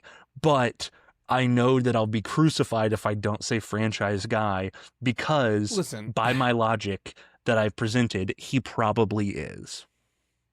Well, and it's not just that. It's also the situation that contextually he is probably on the worst team in each of those playoff losses. And like, well, not last season. Not last season. I don't know. I think that Harbaugh was doing a lot of carrying. We talked about this. They had a pretty easy schedule.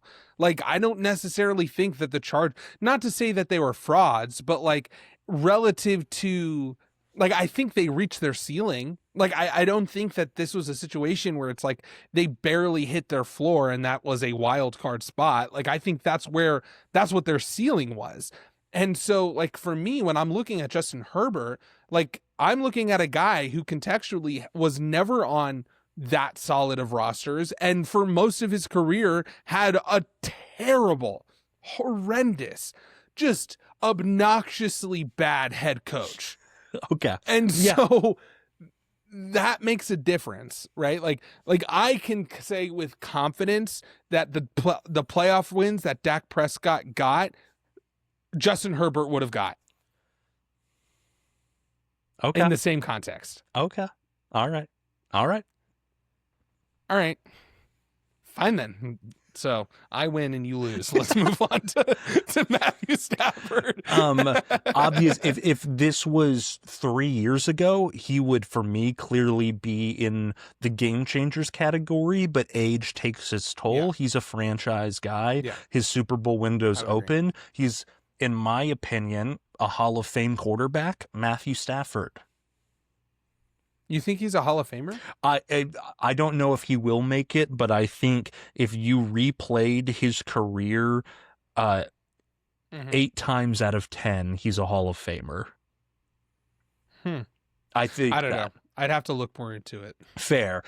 Okay. But there's not that much. Oh, but at the end of the day, at least where we are right now, you and I are in complete agreement that he's a franchise guy. Absolutely. Oh yeah, absolutely. That's a totally Yeah. that's a total Yeah. side tangent. Yeah, I think like both of us pretty much agree that he's either fifth or sixth best quarterback in the league. Yep. Okay, Jaden Daniels. I was just having a little bit of a inkling as I was looking ahead a moment ago as to where we were at and wondering, do we make the call even though up front we put the unanimous only 4 guys? Did he do enough last year where if we project a second year, he's barely eked his way into the game changers? I think, okay, so in order for us to do that, we'd have to project, which I'm going to justify because even though we didn't really do it with Bo Nix, whatever, most of the second year quarterbacks, we did that. Well, I at the moment, we didn't do it with Bo Nix. I will say, even with projecting for Bo Nix, yes, I think he would still be in the show me he's someday. Still in the show me. Yeah. I think that Jaden Daniels, and like, it's one of those things where it's like he's clearly the fifth guy in this category, right? Jaden Daniels has the talent to be a game changer, right? He last year was a game changer. Look at the roster. People think like, and you know, like obviously I think Jaden Daniels does get the credit that he deserves, but, and so like, I'm not going to say that he doesn't get enough credit, but also look at the roster. That was not the defense in particular. Like oh my goodness. It wasn't. No, it was not a strong roster at all. In every meaningful category, that defense was bottom third. Yeah, absolutely. Well, and on top of that, like, and like proof of that is I was reading an article recently that said that basically like the Commanders are like one of the only teams that run the base like 3-4 formation. The majority of their plays, where most teams now switch to a nickel formation. And the reason why is because they're so bad that they don't have the talent to be able to run the nickel effectively. Yeah. And so that's kind of a side note. But the point here is to say, if we're talking about a game changer, I don't know how we could say that without mentioning Jaden Daniels, right? Like he willed his team into an NFC championship. It's the greatest rookie season. Or no, into the NFC championship game. Yeah. It was the almost unanimously should be considered the greatest rookie season of all time and the greatest first season starting since Patrick Mahomes in 2018. Yeah. No, absolutely. Also, I'm just looking at the symmetry of our tier list and we're kind of killing it. No, we're doing a good job. It's kind of crazy how amazingly balanced this is. Anyway, but no, yeah, I don't care what anyone says. Jaden Daniels, I think, has earned enough for us to project to say that he's in the game changers thing. And the last thing or category, the last thing I'll say to that is that Jaden Daniels is the first time that we've seen, or is the most developed in his passing game of any like stereotypical mobile quarterback that we've seen in the NFL, right? Like even Lamar Jackson coming out into his coming out of his rookie season, like even after winning MVP, there were still real conversations of people on TV, on ESPN saying, should he switch positions? Should he become a running back? Ridiculous, but yes.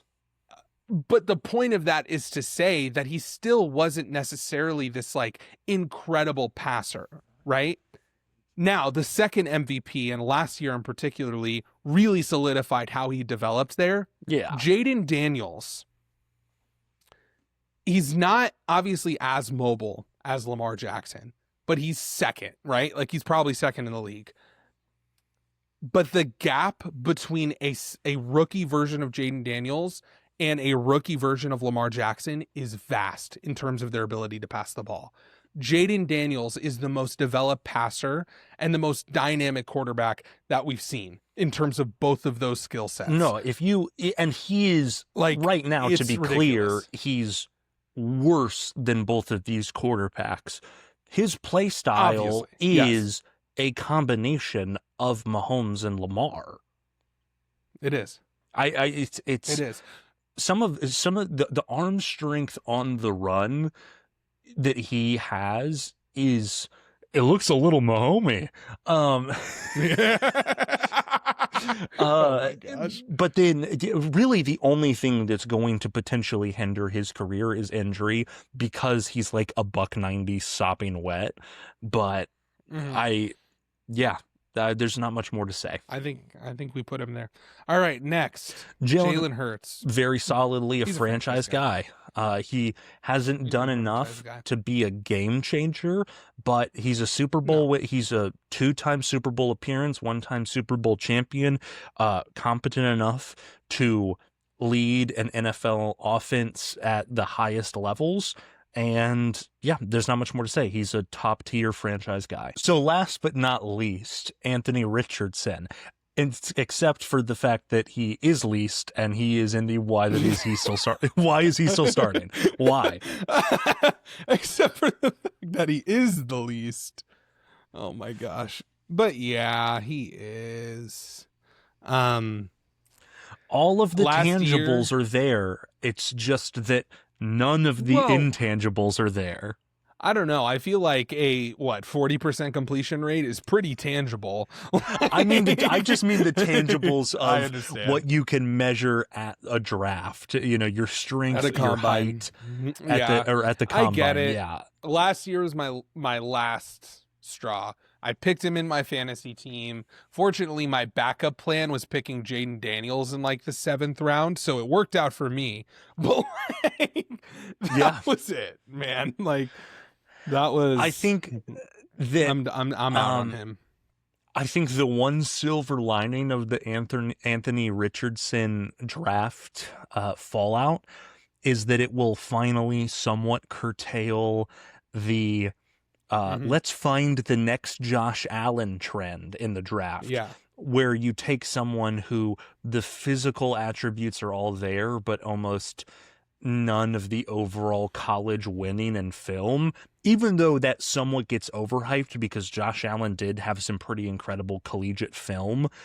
I just think that the concept of drafting the complete project as a quarterback in the first round is going to somewhat die as a trend, which is probably a good thing. Not to say that there won't be some, gems hidden in the mud, but for the most part, I think we now know where most of the time that's going to get you.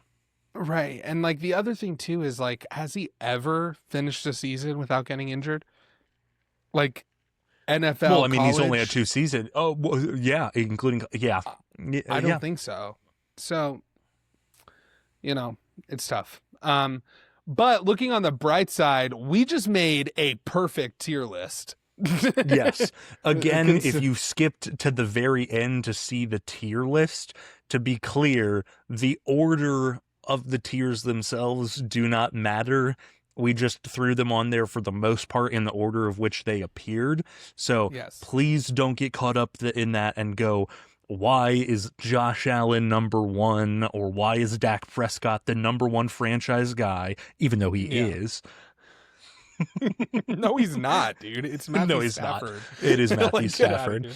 Not even you think that. No, not even close, to be clear.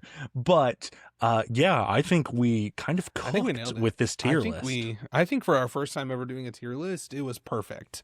And we've now set the standard so high that I don't know if we should ever do a tier there weren't list any again. technical difficulties whatsoever. No breaks had to happen or anything like that. So pretty much nailed it. First try. Exactly. Okay. Well, what are we doing now? I remember. We're going to play some games. Let's go. We're going to try to get some engagement going. We're going to try to make some clips so that we can go viral on clip farming TikTok. At its finest. Exactly. This doesn't actually add any meaningful value to your life. It's just a way to distract you long enough for the algorithm to favor us. And so with that in mind, what we're going to be doing is we're going to be starting off with a draft.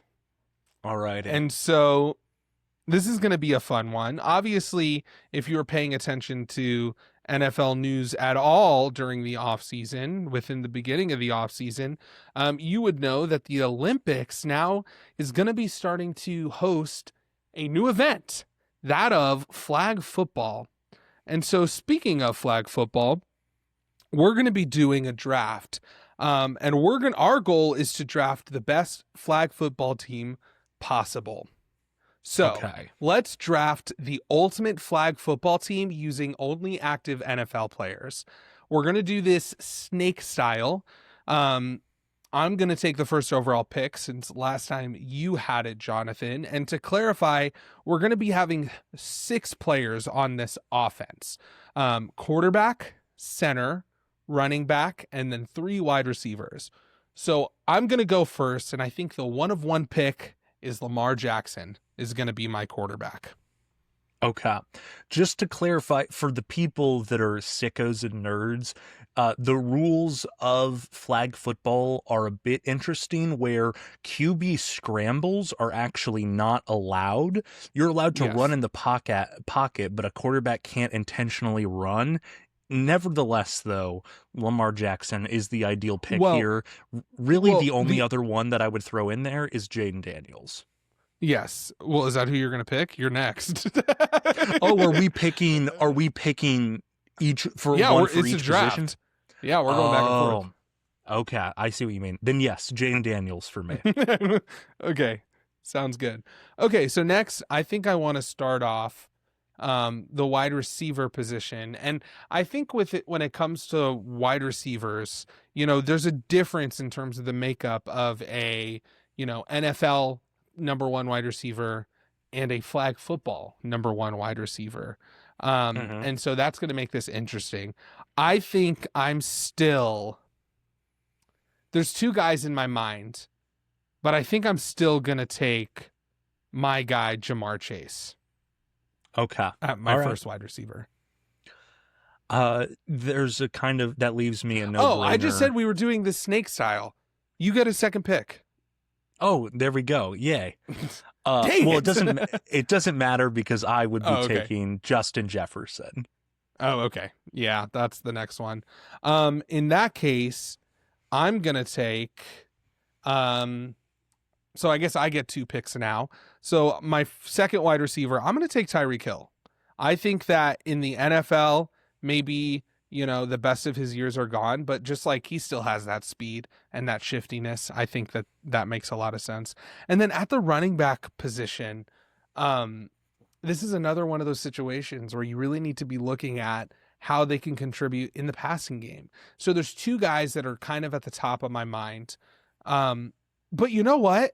Actually, I'm changing my strategy. So Jonathan, correct me if I'm wrong, but the center can run routes, right?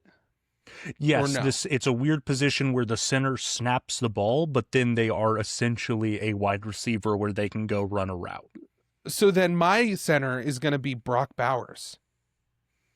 Oh, wow. Yeah, that's who I'm going with.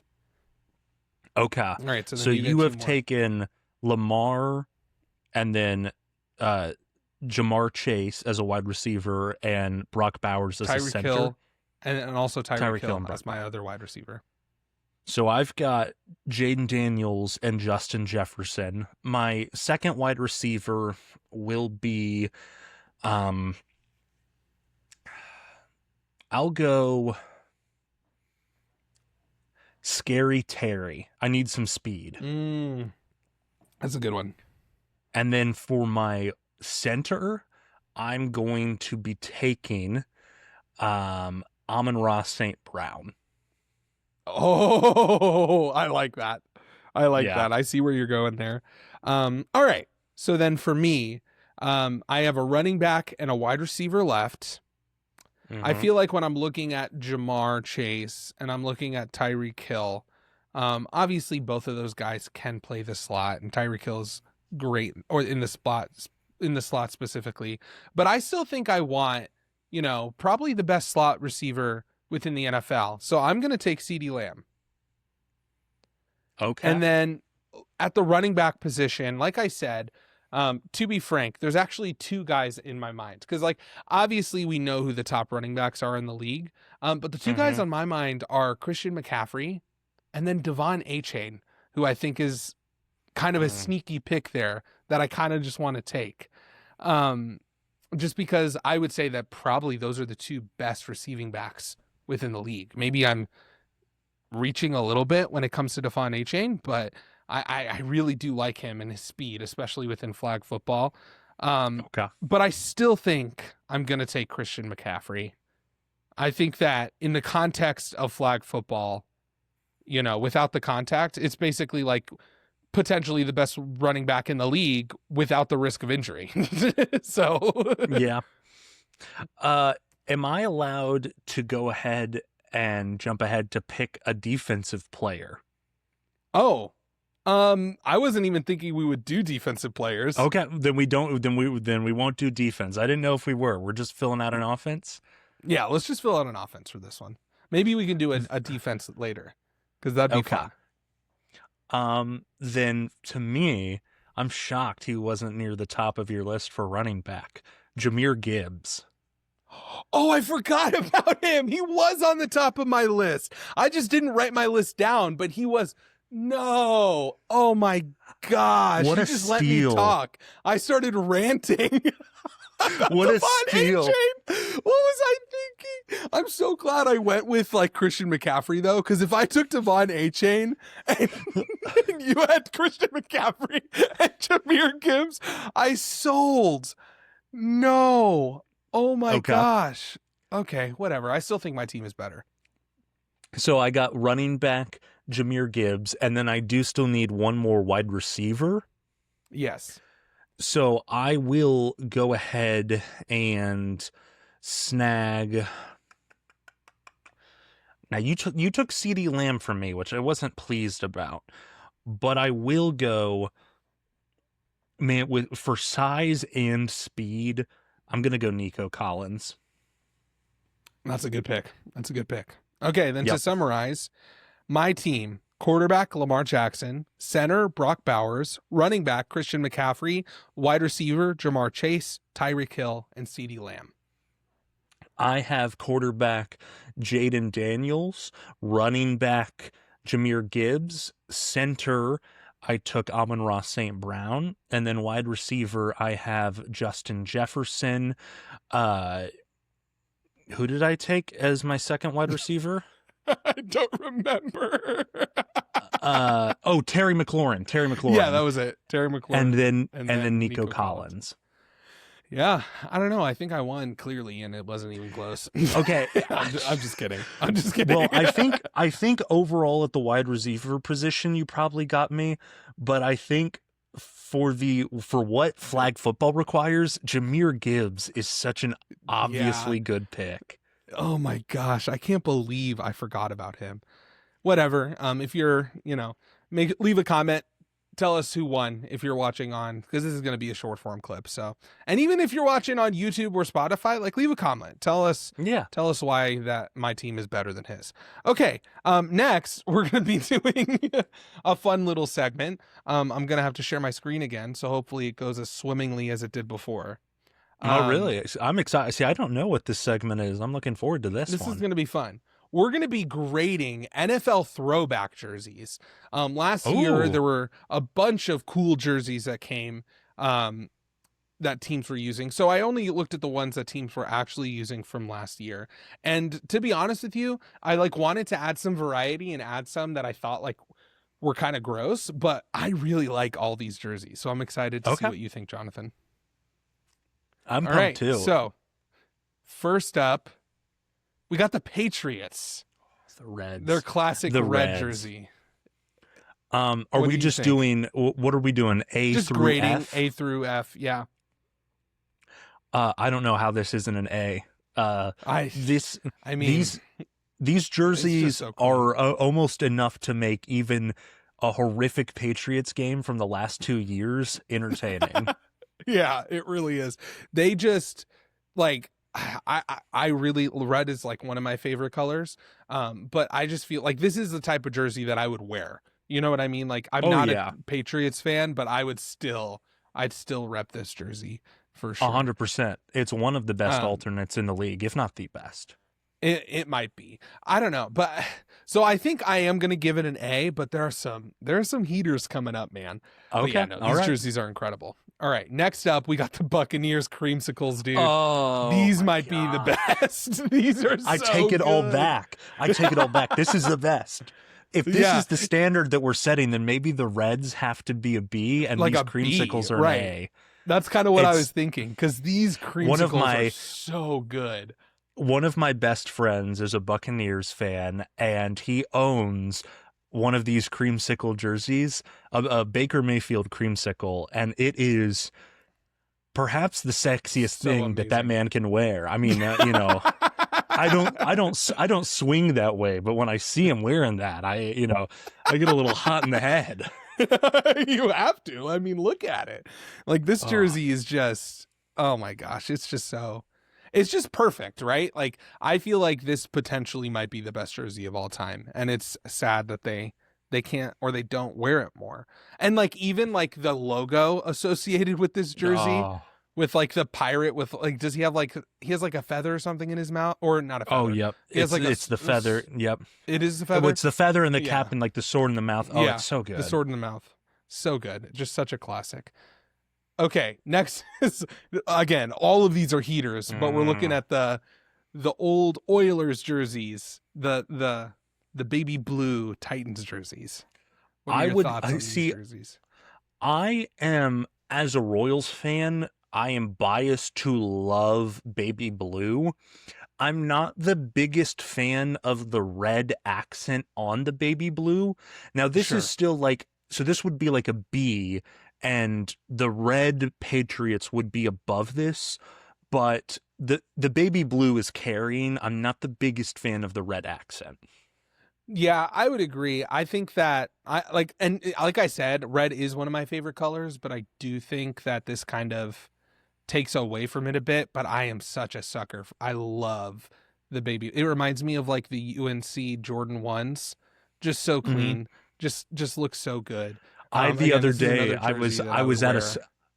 I was at a store and I walked by and I saw on the shelves these baby blue Royals shorts. And I Mhm. walked in and I just bought them and left.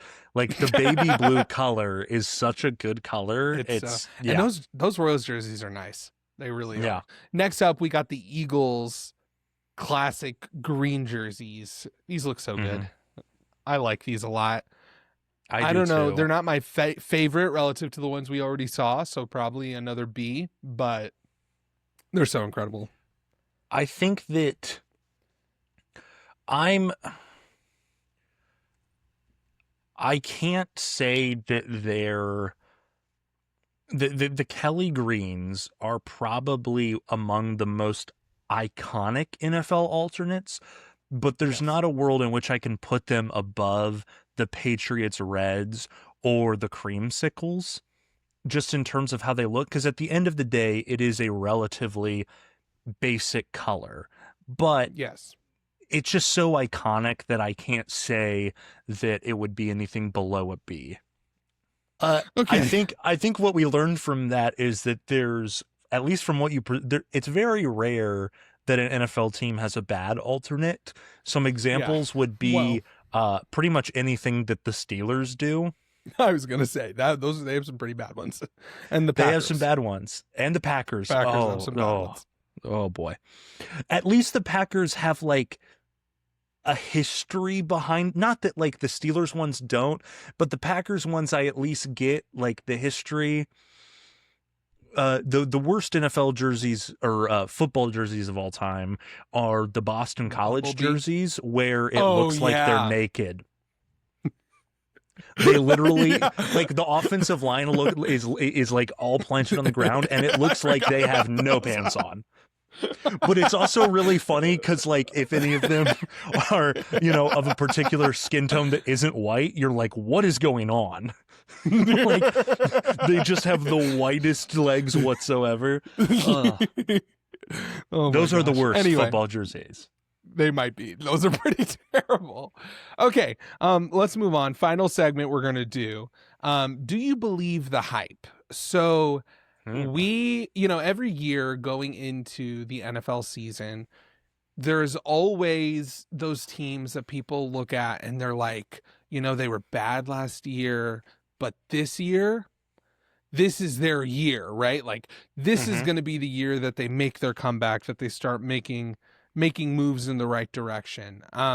What inspired this was some of the comments. Again, some Rowdy Saints fans in our comment section on some TikToks were talking about how, because I casually mentioned that they might have the worst roster in the league, the Saints, and just how ridiculous that was, and how last year one of the people even said the only reason people think that is because we had a bad record last year. And of course I was just like, well, yeah, that's how football works. Like, yes, that is how we determine the quality of rosters, by your record. But anyway, um Yeah. that being said, I'm going to name an NFL team, and I want you to tell me if they are worth the hype. So first up, we're going to talk about the Patriots. Are they worth the hype? Yes. The Patriots, and this is building off of what we had talked about in our NFL tier rankings, where I pushed for Drake May to be considered at the end of this year what will be a franchise quarterback. Um, Yeah, and it's largely based off of their strength of schedule and yeah. or lack thereof. But I believe that this team has a good chance to go 10-7, make a wild card team. Drake May will be considered going forward a franchise quarterback. So yeah, for all of those reasons, I am buying the hype. I'm buying property on Drake May Island. Yeah, I think that I don't know, my expectations definitely aren't as high as yours, but I do think that we're going to see steps in the right direction.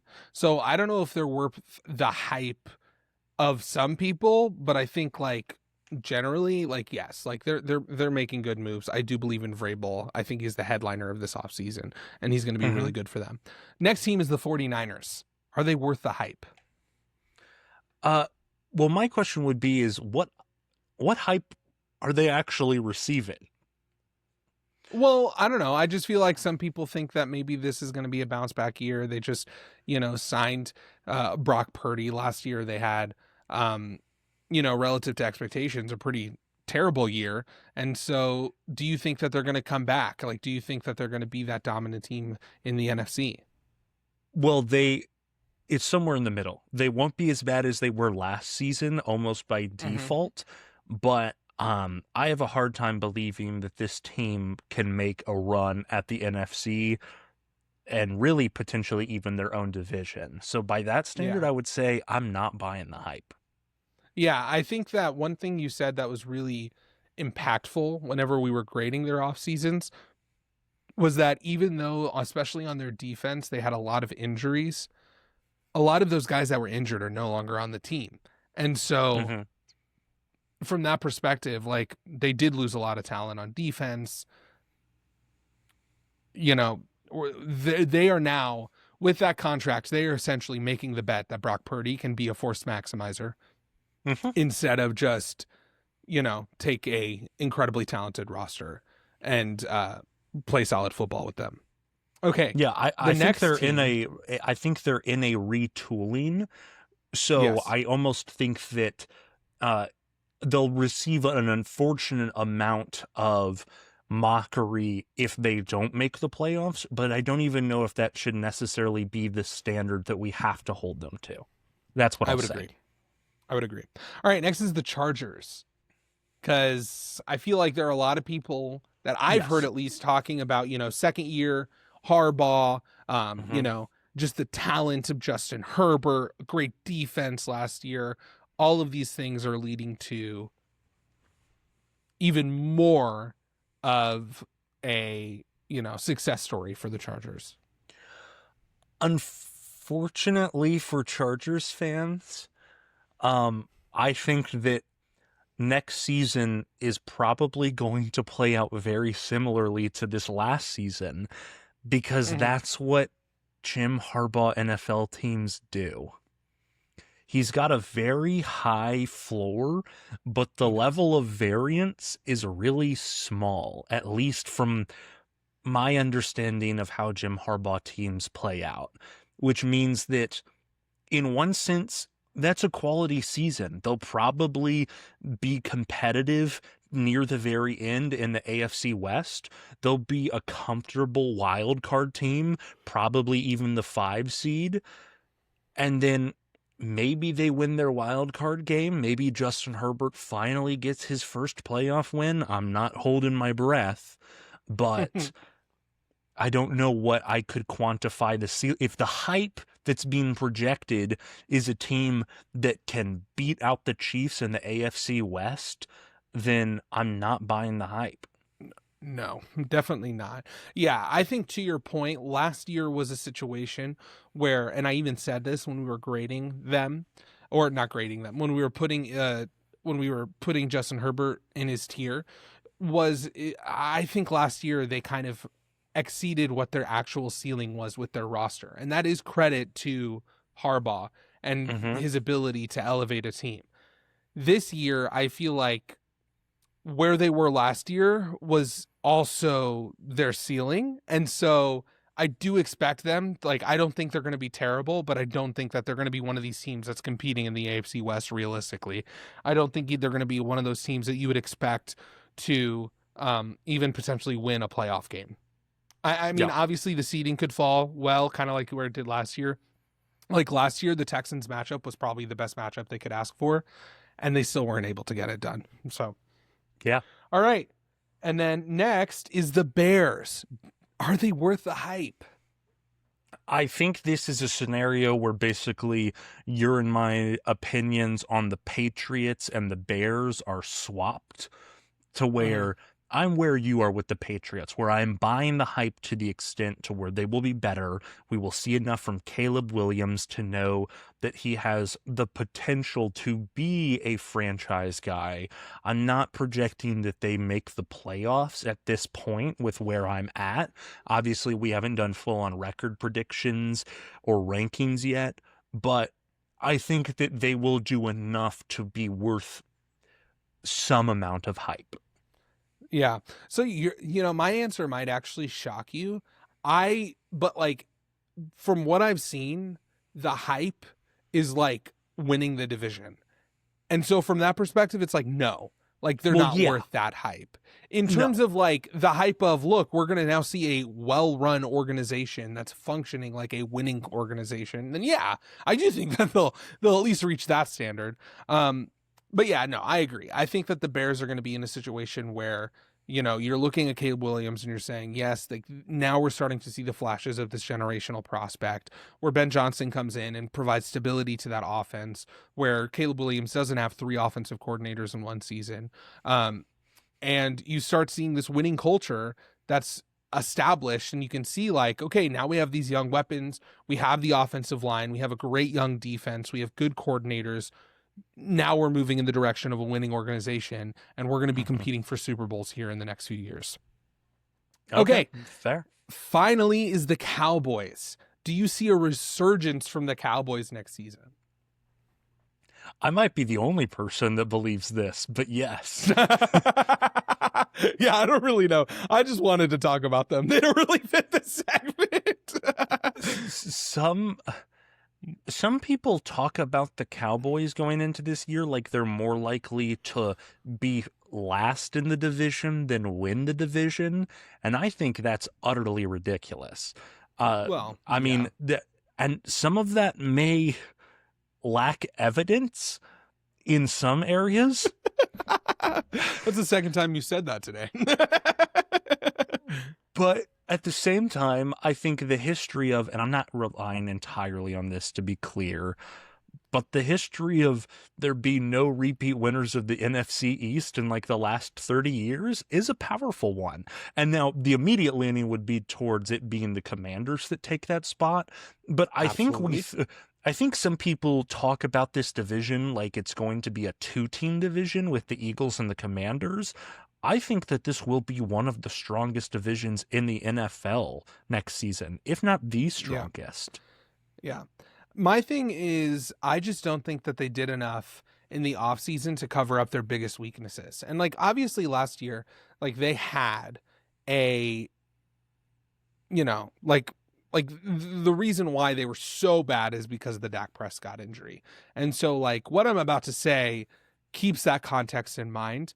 But the real reason why they weren't a playoff team and why they never were going to be a playoff team, even if Dak Prescott played, was because their offensive line just was not good and their secondary couldn't stop anything. And so Well, it's one and of they those had things. the worst run game in the NFL.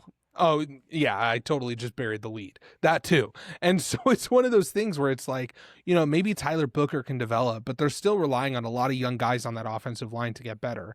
They didn't really address the running back position in any meaningful way.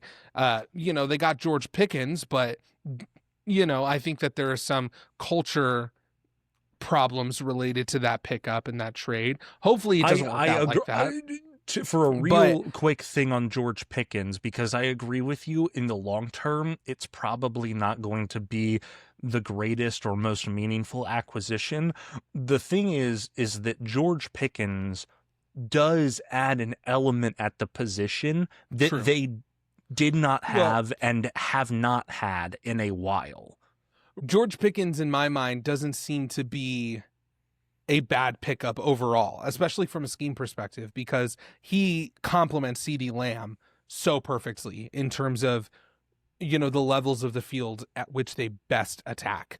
But, it's just something to be said that the reason he was traded was not because of his talent, but because of his locker room presence. Either way, the Cowboys, I think, will probably be better next year because of Dak Prescott. They're not going to lose the division because of the Giants. But I'd be surprised. I'd be pleasantly surprised if they were truly competing for that top spot in the NFC East. Fair enough. We will all find out sooner or later. Absolutely. Alrighty, guys. Well, thank you for tuning in. Jonathan, it's your turn to pick. Who is a player that they should go watch highlights of? I feel like we talked about him so highly this episode that even though it's not some sort of throwback or obscure pick, go watch Jaden Daniel highlights. Absolutely. Go watch a Jaden Daniels rookie season compilation and just have a great time. Or even if you really want to, look at his Heisman tape. He was going bananas. Yeah. He went crazy his Heisman year. Anyway, if you're watching this on YouTube, make sure to like and comment and subscribe. It really helps the channel out. If you're watching this on any of the audio platforms, rate us if you like it. If you don't like it, don't rate us. We don't want bad ratings. Anyway, with that being said, we'll see you guys later. Peace.